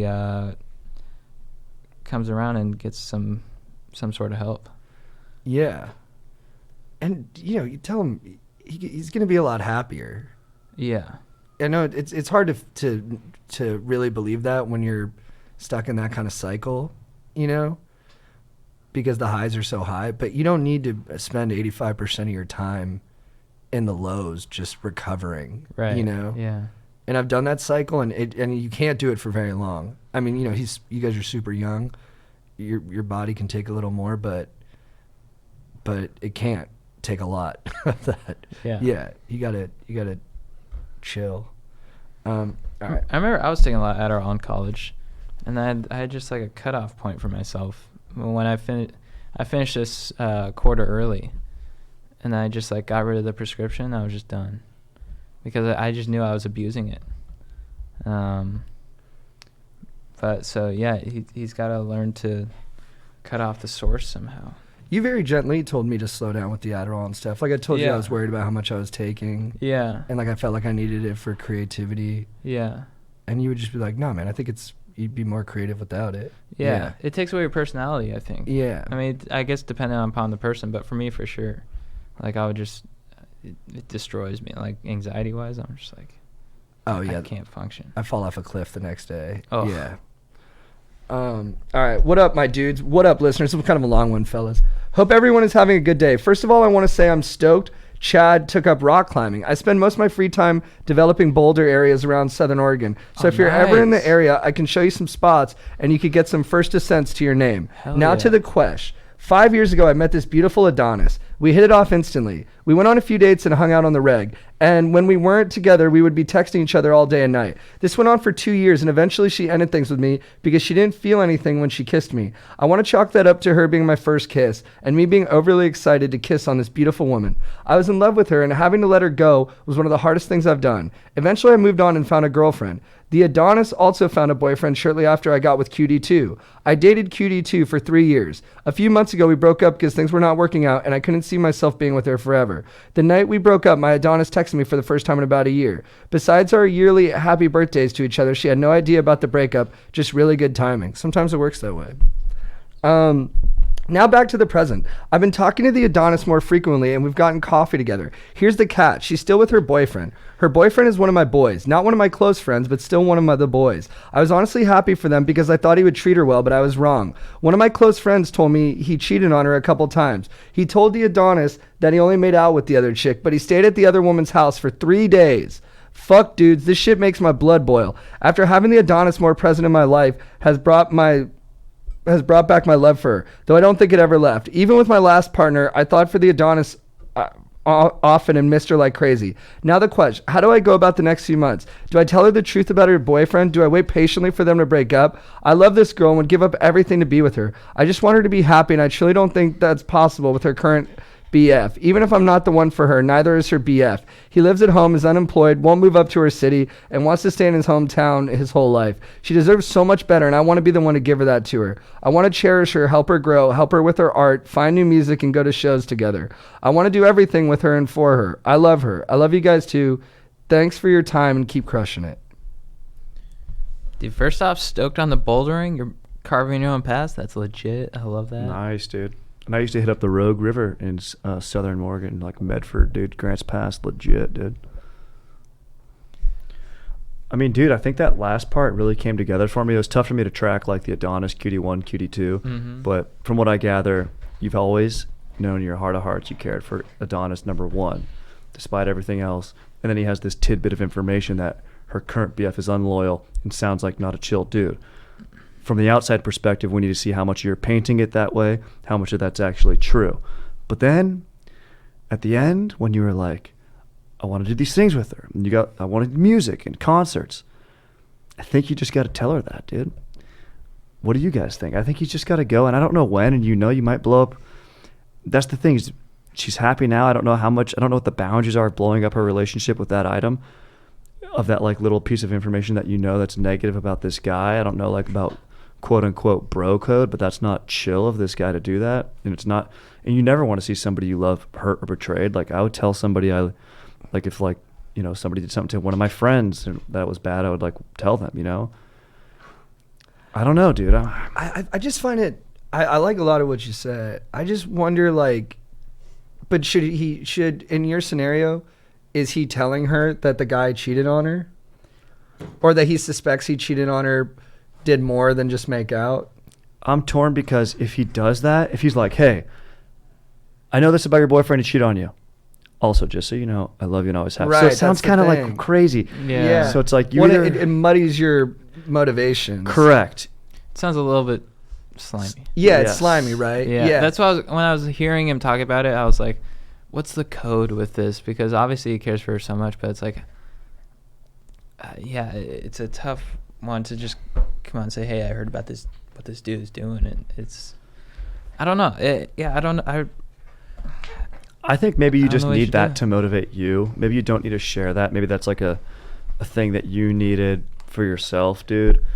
But maybe you just go tell her and don't mention any of the stuff about the guy and just tell her, like, straight up how you feel. Yeah. It sounds like she knows kind of that he cheated. Right, on her. that's the thing too. Yeah. It's like she's kind of already been shown the light. How much more can you show her? I get where he's coming from, where it makes your blood boil. Like, that's upsetting. Yeah. But what to do about it is tough. Yeah, I don't know. I think I mean, Buy her credenza. maybe she's just into dudes. I mean, credenza will never do you wrong. Is she into dudes that live at home with their mom and sweats and chill? Move back in with your mom, dude. Get a pair of sweats. Just chill. Get stoked. Be like, buy a new fish. You know, get stoked on that. Start putting that on Instagram, and then she'll be like, "Whoa, Never leave him date out. night in with my mom. Never leave him out Watching Jeopardy." hometown. Yeah, exactly. And she's like, "I like this type of guy." I would write a lot of. It sounds like you're into music. I'd write songs about her and stuff like Oh, that. good call. Yeah, I like that. I'd write a lot of songs about her. Dude, make her a playlist, maybe. Yeah. I would rock climb for her. Do it. Maybe carve out a route in like El Capitan that makes the shape of her face. Yeah, if a girl came up to me and was like, "Hey, your girlfriend's cheating on you. You want to go in and out?" I'd be like, I'd be a little bit. I'd be turned off, I think. Yeah, I'd be turned off by her. Yeah. Yep. I'd be like, I'm gonna get a Flying Dutchman with Aaron. You can see that crevice that you need to grab. Aaron, Flying Dutchmans are dank, dude. So yeah, the fries are garbage. Dude. So this girl, I don't think you should be calling a girl Adonis. That's just weird. Yeah, I wasn't it's going to confusing. comment This is a on male that, but I character. kind of like the gender bend of it. But it is conventionally, Adonis is a term for a jack dude. Yeah, I was very confused. Maybe this she's is athletic. I was Yeah, literally dude. picturing just This a girl is the like running first time track I've ever the heard whole it. time. But I appreciate that this new crop of language users are mixing it up. You know, But does she? I forget. Does she know that he's available? yeah, I think she knows. And she's still with this dude? That might be your answer, man. Yeah, Ooh, Dang. Aaron coming in harsh. Sometimes that's what you need to hear. yeah, I think Aaron is speaking the truth. I've been that guy, so yeah. Yeah. Maybe to increase your chances, take some photos of you rock climbing shirtless. Yep. Maybe recreate the MI2 scene Good call. Um, Good call. and just like, smile in the face of danger and say what up to Joe's hog. And also, if you've been calling her an Adonis this whole time that you guys have been chummy, maybe let her know that you didn't mean that she's a jack dude. Yeah, that might have confused her. Mhm. Yeah. What's up, Adonis? She's like, what? She's like, Rick always just talks about how jacked I am. He calls me Adonis all day. Everyone's like, that's weird. She's like, I prefer Cutie 1. Hey, Adonis, are you going to Dairy Queen tonight? What's up, dudes? I'd like to get a question out to you and the boys. I split up with my high school sweetheart 5 years ago and have since remarried and started a family. While I'm out here living my best life, I still think about my ex constantly, even after all these years. What should I do to raise my stoke and get my ex out of my head for good? Dang. You know what, dude? I think can also take this. what you got it? Block her on all the soch. Oh, Good Ooh, call. Good yeah, call. yeah. Yeah, Hey, Ron. I did that with my ex, and I've never looked back. dude. Good Aaron, call. fire, dude. Good Dude, call. I'm starting to think Aaron has a huge hog. Yeah. Oh, yeah. I've always thought it. Day one. Yeah. It's always been in the back of my dome. Yeah, dude, I think also what you're doing is you're living in fantasy, which is a nice thing to do. You're probably Yeah. when you break up with someone and it's been a while, especially if you had strong feelings for them or if it was like your first love, you can romanticize them and you start thinking that it was just a few mistakes that threw you guys off and that had it not been for those things, you guys would have been perfect. But the truth is what you got now is probably 100 times better than what you would have had with this other person. So I think it's also just about accepting the reality that you're in and really embracing it. Totally, dude. And get stoked for new possibilities, dude. Past is in the past, dude. Use it to grow and become better, dude, and freaking get out there, dude, and just freaking go and shred it, dude. You know what I mean? Doesn't matter what your sled is, surf, skate, or snow. Just get out there and get it done, dude. Mm-hmm. Whether you're climbing up a freaking rock face or carving down the face of some rocks on some snow, dude, just freaking get out there and just go find you, dude. Find you, dude. Discover you, do you, and then you know what? You're gonna meet someone along the way. Yeah, I like what you guys are saying. I think take an outside perspective on your dome and just understand that this is what the dome does. It creates this grass is greener scenario. But what you got to do, like Strider was just saying, is cultivate that inner happiness. Keep digging that garden, and eventually, a snake plant's gonna come out and it's gonna get Strider sprung. So true, dude. So true. So Aaron's good advice: block on all social media, and practice some gratitude, cultivate yourself, and watch Once Upon a Time in Hollywood. Yeah, it's sick. Brad Pitt's sick in that movie. He's so sick. My dogs. All right, one more question, then we'll get to the of the weeker. Hell yes. You have work tomorrow? Yeah, 10. Not bad. Time you work until? 5. Dude, I haven't given you any high fives. I just realized. We got a lot of high fives in San Francisco, though. Oh, dude, we were throwing them left and right. It was legit. On some trolley fives. It was the best, dude. That trolley ride was fun, dude. That was really That was nice. cool. That might have to be my legend of the week. I remember it being faster, but although it was pretty dangerous. Dude, it was super dangerous. When we got close to that big bus. Oh, I couldn't believe it. I Yeah. couldn't believe that that's okay to do that. Yeah. It's like, you want to hang out the side, go up there. Yeah. All right, what up, my dudes? I wrote you legends for some advice on a party I was throwing. My dogs, you came through like a hurricane. Thanks to you boys, the party was truly legendary. So legendary, in fact, that an actual thunderstorm, the like of which the PNW has never seen before, started. The squad banded together and got the party undercover lickety-split so raging could continue. Kevin Little was blasting while ping pong balls rained down into cups for no rebuttals. Shirt buttons were popped every hour on the hour. Thanks, Strider. Keg stands were performed, and Marshawn Lynch, a Hold My Dick 2010 Beast Mode run, dove into the kiddie pool in the rain after an amazing 10-2 come from behind Pong victory. Your help was the best birthday present a stoker could ask for. I want to give a shout out to my older brother Mo for bringing a frothy keg loaded with liquid good times to the party. And like a good older brother, Desi has introduced me to so many legendary things, including this pod. I just want him to know he's my legend of the week. Now, if I could bother you kings once more for some much needed advice, I'd be deeply indebted to you. I'm in serious need of some style advice. I normally rock solid colored and some graphic tees sporting my preferred board shorts logo and some jeans, but all my dogs say I need more stylish clothes. Even if I went so far that we spent 30 minutes going through my clothes before a function just for me to throw on a flannel and jeans. I don't know. I just don't understand fashion and what's cool to wear. Help, bros. How can I get my style on track? Sorry this was a long one. Chad, JT, Strider, Joe, Aaron, and Sean, you are all legends. Love you, dudes. Thanks, man. Dude, legend, dude. I mean, dude, look. I'm the same type of dude. I love having the jeans on and a nice dank tee, dude. I've had this O'Neal shirt I'm wearing right now for probably 12 years, dude. Really? Yeah, I've had this shirt forever, dude. Yeah, you've had that forever. dog. I love this shirt, dude. It's quality, dude. But you got to step things up, and there are occasions that pop up that you got to have, dude. JT and I used to work the stock room at Nordstrom, dude, so we got like some dank deals on some clothes with our employee discount. And I was like, dude, this summer I'm going to step it up. I'm going to make a few purchases, dude, some adult purchases, dude. Get yourself a black or blue suit that you can wear at any occasion. Solid. Nothing risky there fashion-wise. White collared shirt. Boom. Base, solid colors. Done, dude. You can go to any occasion basically in that and be good to go. Get yourself a dank pair of, brown or black leather shoes. You got to get some leather uppers at some point, dude. No laces, dude. Or laces are even stylish. Fine. Boom. That's handling your shoes. And as far as dress goes, dude, we live in a casual time. Get a dark wash pair of jeans and then get yourself a dank, solid gray, blue, navy, black, button-down polo, short sleeve and long sleeve, or a knit, dude. And then you're good to go, dude. If anyone's giving you flack after you do that, and then get yourself a sweater. Honestly, dude, the third piece is what really sets it apart, dude. You got you got the two main items of the shirt and your pants, top and bottom.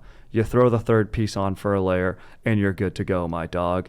So the third piece in your instance is usually a flannel over a shirt. This case, get yourself a V-neck sweater, get yourself a crew neck sweater, put it on some dark wash jeans with some leather uppers. People are going to be hiring you lickety split, dude. You want a valet job? Let me know, dude. You're in, dude. It's my take. Yeah, I love it.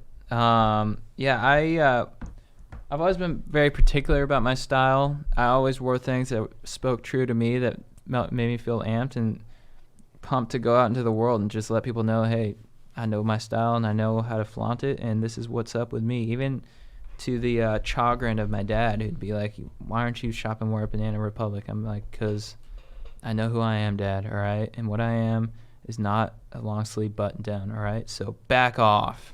But I love you, Dad. But this is my go-to. I keep it simple, and again, you don't have to follow my formula.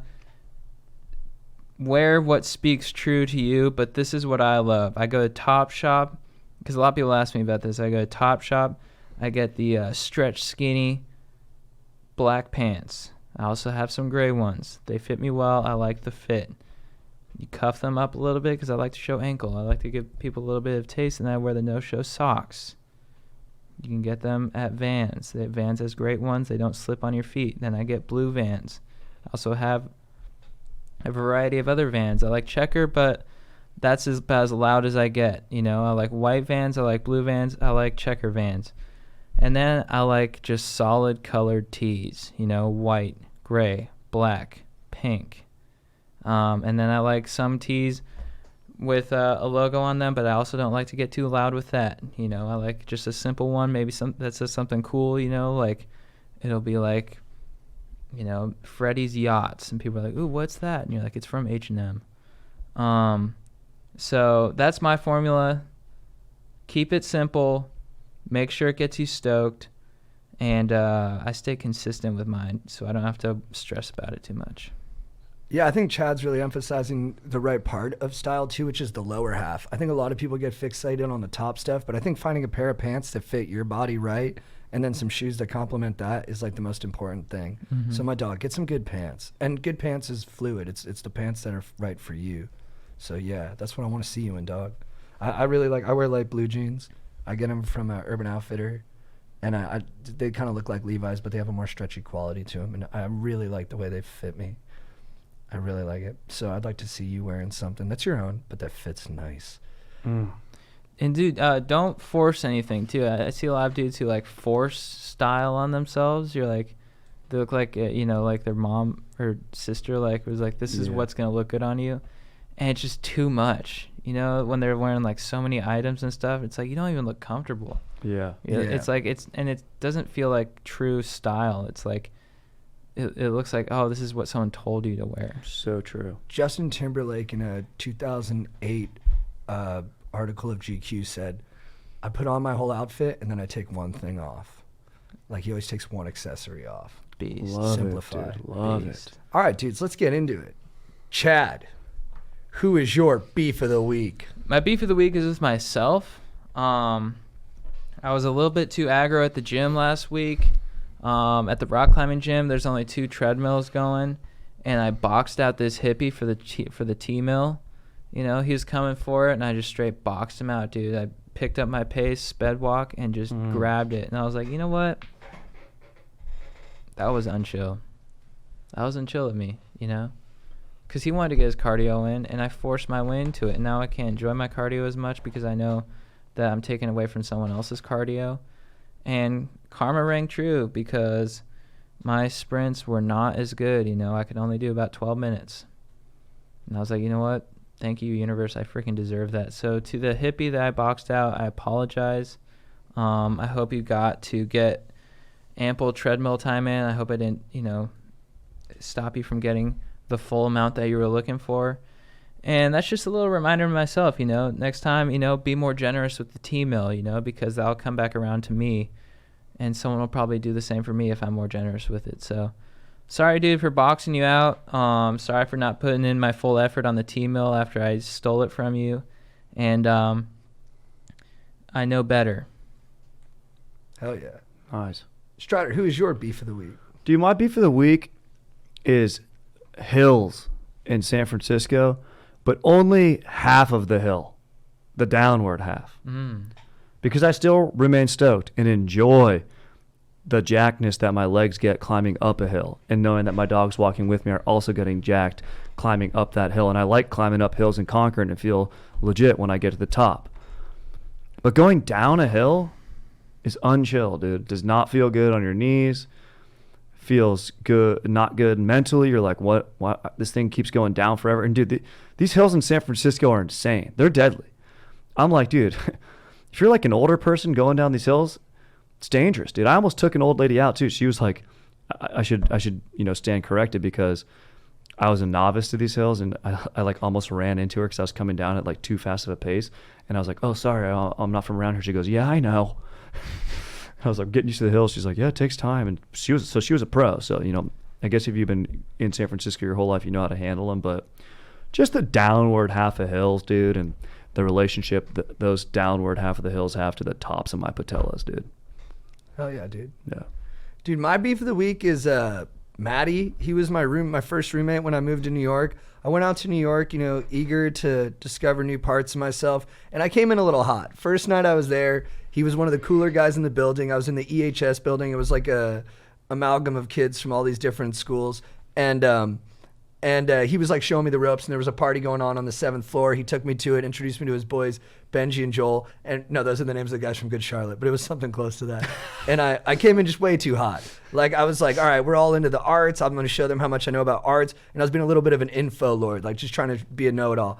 And they were patient with me, but I just came in too hot that night, had too big of a footprint, and I kind of annoyed them. But then, like, I was the schmoll. But then, like, Maddie would just, like, after that night, just disrespected me for the rest of the 6 months we were together. Like, he was always condescending to me. Like, he'd like to smoke pot, and I would smoke pot with him, and he'd have some friends in there smoking pot, and he was like, yeah, I'm teaching Par how to smoke pot correctly. He's learning.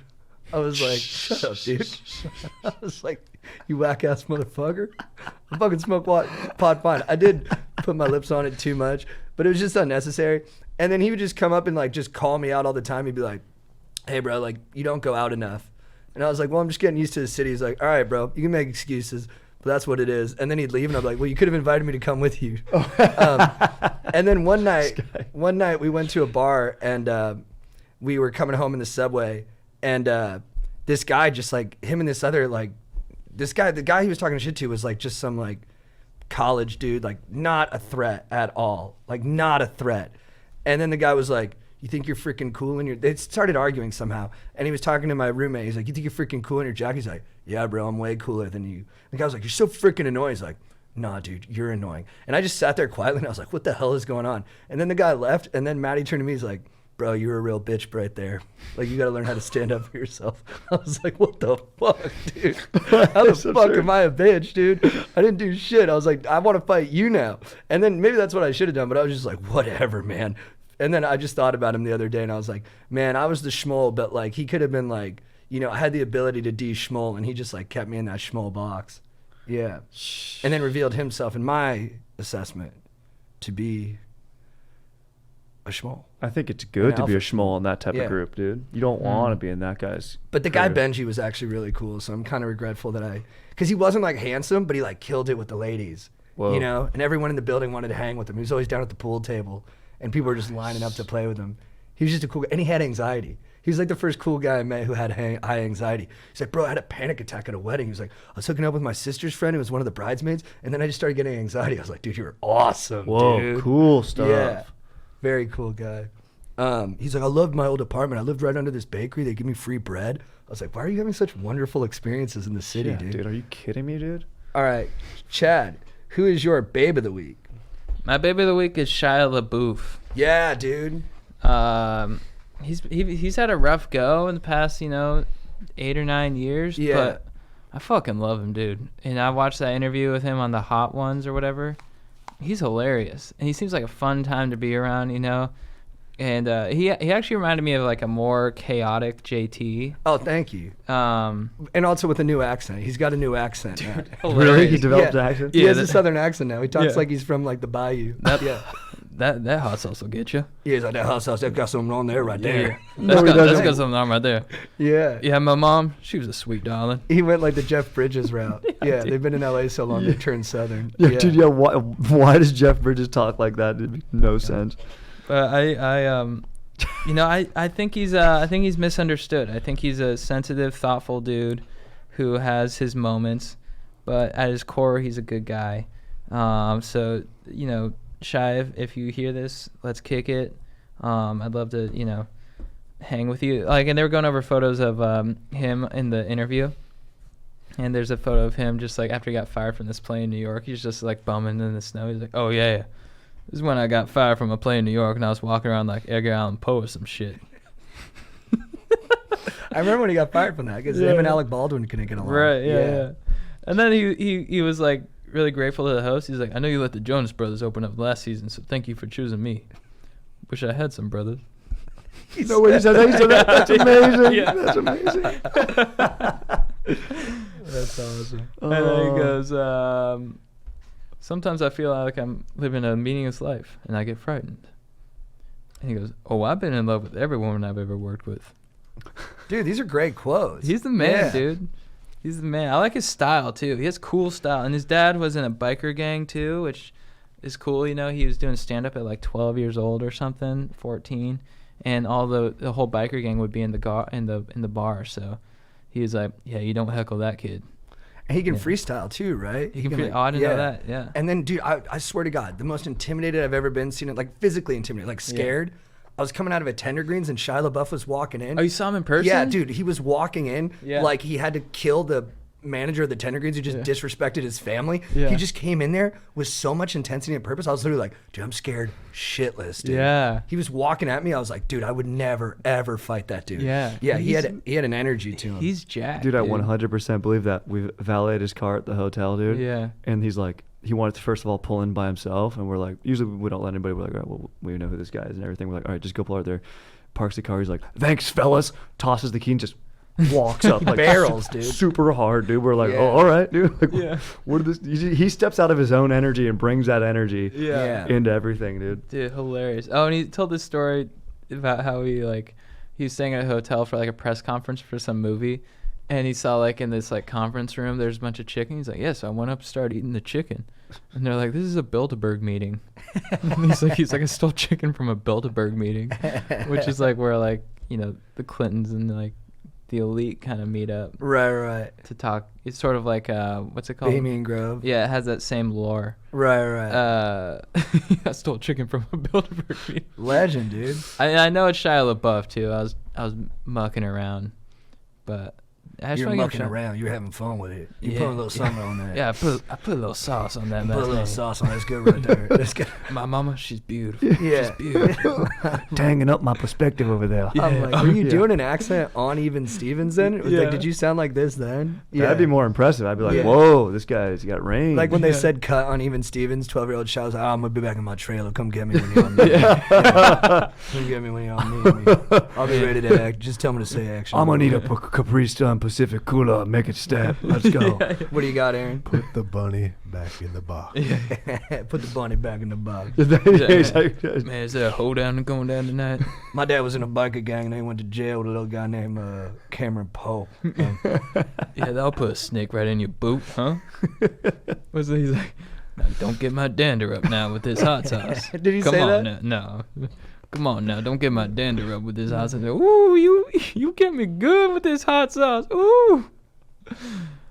He's the man. Oh, and yeah, call it some of his movies. Holes, Stanley Yelnats, What Up, Even Stevens. I crushed that as a kid. Yep. I never saw his like thriller. Disturbia.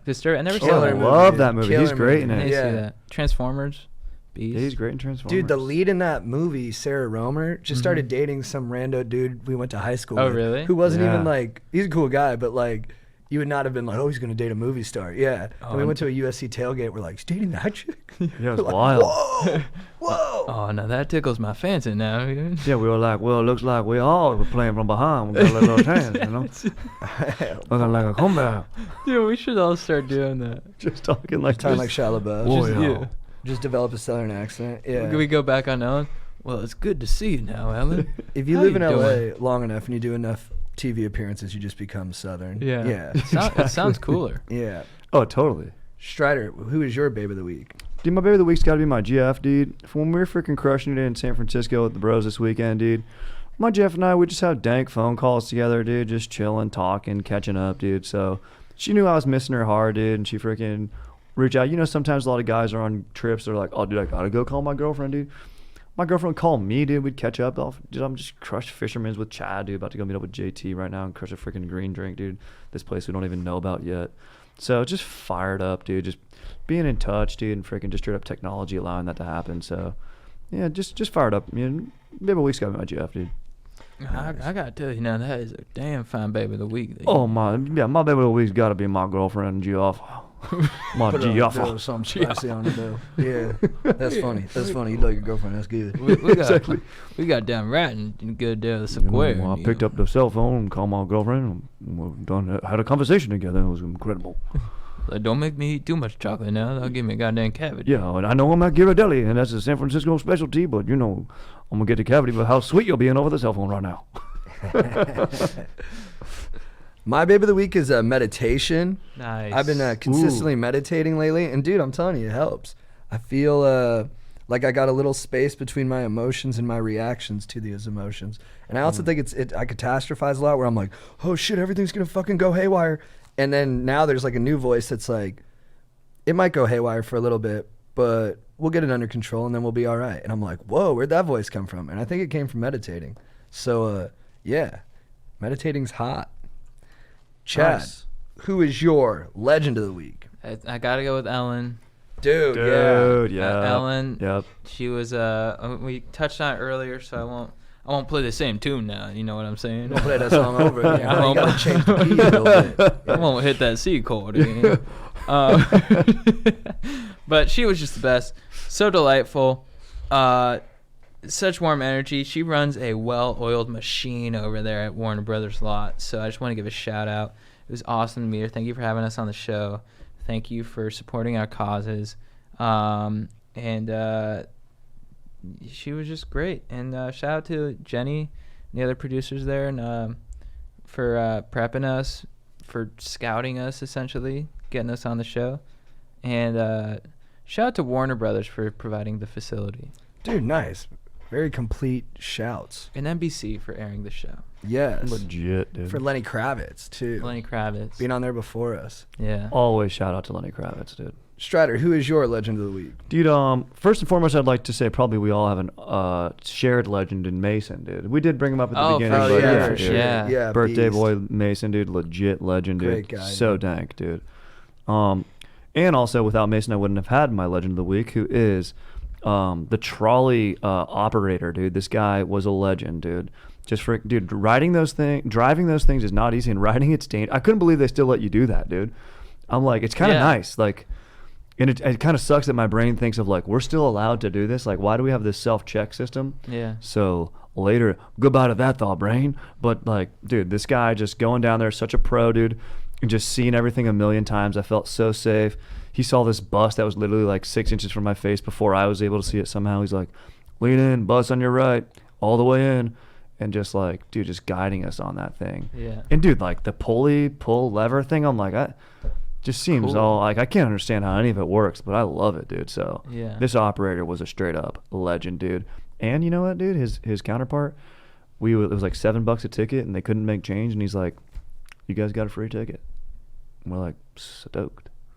That's legit, too. Yeah, dude. And you feel so free, dude. Breeze blowing in your It was face. so fun. That's the benefit of downhills. I do like downhills if I'm in a trolley. Hell yeah. It's a San Francisco treat. It's like rice-a-roni. Yep. Man, I gotta say though, Mason is the spur in your boot. Character of high quality. Dude, my legend of the week is Al Haynes. He just passed away. A lot of you guys might not know who Al Haynes is. He is an airline pilot who, on flight United 232, lost the tail engine, which cut through the hydraulic system, which made it impossible to steer. And then him and two other co-pilots, and then a gentleman on the plane who asked the flight attendant what happened. She said, "We lost the hydraulic system." He said, "That's impossible." There was no procedure with how to deal with this. And they had no way of steering the plane other than leveling off the other engines and using like the tips and stuff like that. So these four people basically improvised a way to get down somewhat safely. 180 out of 290 people ended up surviving. And Al Haynes just was like cool under pressure. Some of the things he said when they were coming down, he still kept his sense of humor. He said, one guy said, "I'll tell you what, we'll have a beer when this is all said and done." Haynes said, "Well, I don't drink, but I'll sure as hell have one." And then they were telling him where to go, and they gave him you're clear to land on any runway. And then he kind of laughed and said, "You want to be particular and make it a runway, huh?" So, and this is all when, he's in charge of 300 souls. And he told the people on the plane before they went down, pretty honestly, I'm not going to kid you. We're going to make an emergency landing in Sioux City. It's going to be a very hard landing, harder than anything you've ever been through. Please pay close attention to the flight attendant's briefing, and we'll see you in Sioux City. And then, the plane ended up flipping when they hit, but he saved a majority of the people's lives. And he said he never felt like a hero, that he actually just felt survivor's guilt for not being able to save everybody.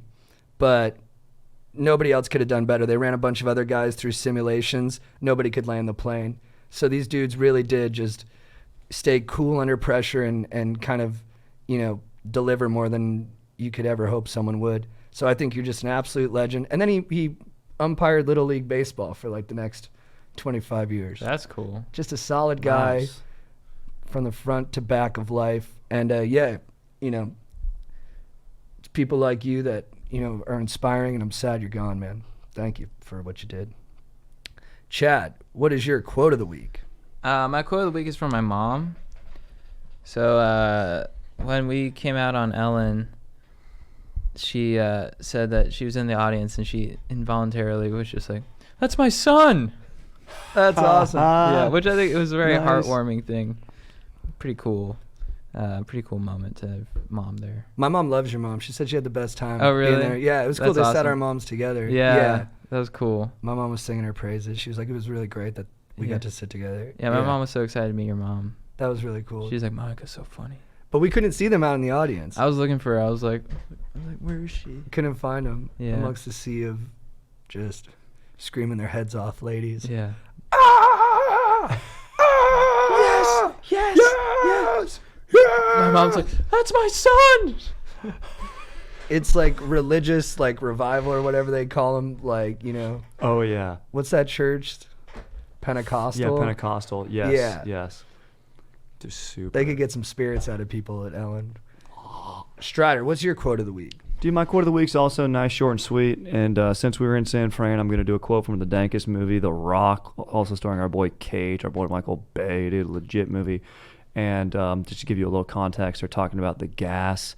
And there's like a soldier, ex-Navy SEAL sitting there, and he's like, had a knife, and he's like, "Do you know how this shit works?" And then Nick Cage holds up this green gas, and he goes, "You know how this shit works?" Great line. Great line. I thought you were going to say, "I'll take pleasure in gutting you." Oh, dude, that's a great one. Yeah, that's what he says right before. Does he Yeah. say that right after or right before? I don't know. But it's that same scene, right? I think they're different scenes. Is that the one with like the guy that's like the kind of the wily like clown looking face that says Yeah. that? Yeah. Yeah. No. The black guy says, "I'll take pleasure in gutting you with the knife." Okay, and Oh, the no, other and guy also says- says, "Do you know how this shit works?" Yeah. He's got the knife. I think that might be the Rocket Man scene. The Rocket. Oh yeah. Benny and the Jets John. scene. The Rocket. Yeah, the Rocket Man. Rocket Man, yeah. Dude, I should have gone with that quote. Those That's such a songs were better right. quote though, dude. No. It's you. Who? The Rocket Man. It's you. And he takes off, dude. Michael Bay, genius. Always Great has people line, like, dude. dude, the first guy to make a movie where someone went out of a building or window and landed on something pointy. Like, when someone like falls out of a Yes. building and then they just freaking land on a spike. It's and then awesome. And then there's the impale shot where they're like, Yeah. yeah. And sometimes you're worried like they're gonna hit the ground and survive, and then like a car lands on top of him. You're like, all right, good, he's dead. this Yeah. guy's Yeah, done. yeah, yeah. He might live. He landed it. And, I love ensuring the death. yeah, the death. Like, go ahead. He didn't die. I'm not sure the audience is gonna understand that this person's dead. Let's throw another car on it. Oh, totally. That's like in MacGruber. He like Yeah. Oh, machine guns so him on his funny. way dead. So on his funny. way down. And he Yeah. pisses on him. Fuck you, dude. He's pissing on him. Yeah. So funny. The best. I quoted this movie American Factory, which was really good, about the a Chinese auto glass company opening a factory in I think it's Ohio, and it's just about like the culture clash and the sweet moments between all the different people, and then it ends up being kind of an awkward fit for a variety of reasons. But the owner of the factory, this Chinese mega millionaire business tycoon, at the end he's kind of reflecting on his life, and he goes, "I have a sense of loss. I miss the croaking frogs and chirping bugs of my childhood, the wild flowers blooming in the field. The past few decades, I've built many factories. Have I taken the peace away and destroyed the environment? I don't know if I am a contributor or a sinner. I only think that way when I'm unhappy." I liked it for some reason. Chad, what's your line of the week for getting after it? I forgot to do this, but did I? But let me just improvise one right now. Let's steal the chicken from that Bilderberg meeting. Nice, dude. I like You gotta it. say it like that too. Yeah, it has Yeah. to be done in a Cajun accent. Let's put the spurs on our boots and steal chicken from that Bilderberg meeting.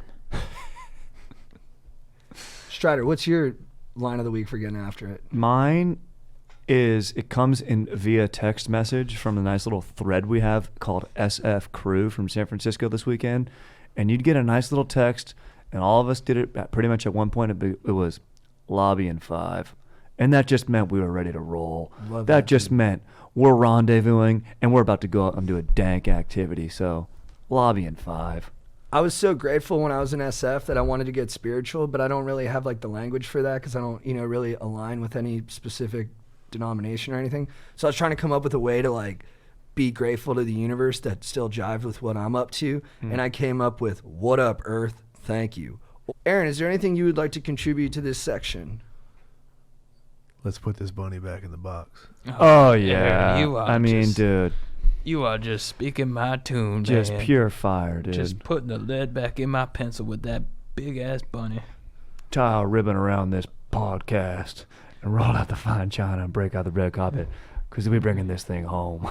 Oh, dude, that's a way Bringing to it end home it. for good. Well said, brother. Those pink coconut things sure do make me popular. I know Daryl. He likes them a lot. Now I didn't know.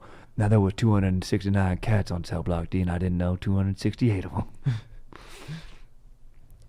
All right, fellas. Is that it? What are I you think gonna that's do? it. I'm gonna save the fucking day. I'm gonna say the Yeah, fucking day. you gonna do it? I'm gonna save the fucking day. I'm gonna prove to you God does exist. Yeah. All right. All right. We good? I think that's it. Yeah. Anything you guys want to say? Dear Casey. No, I would be stoked if you did the whole thing. I don't know if I could do the whole letter. Dear Casey. You want to give it a shot? Today's your, what is it? Daddy, I don't like going to school. Well, you should. Well, you should. Fuck, dude, I don't know. I have it like all jumbled together because I've seen it so many times. I like mix and match 8 different scenes together, but it's like just, dear Casey, today is July 14th. Actually, I like doing Casey Poe's perspective more of, my birthday is July 14th. My daddy comes home on July 14th. Today is July 14th. And then she has one hell of a day. Dear Casey. All right, guys, that'll be it for episode 95 of Going Deep with Chad and JT. Thank you so much for keeping your trims pubed, for going to dave.com and being stokers. Thank you for the reviews. Keep writing the reviews. Thank you for tuning in. Thank you for staying stoked. And thank you for just being straight up legends. Legends. Stay stoked, guys. Stay stoked. Wow. If you need advice,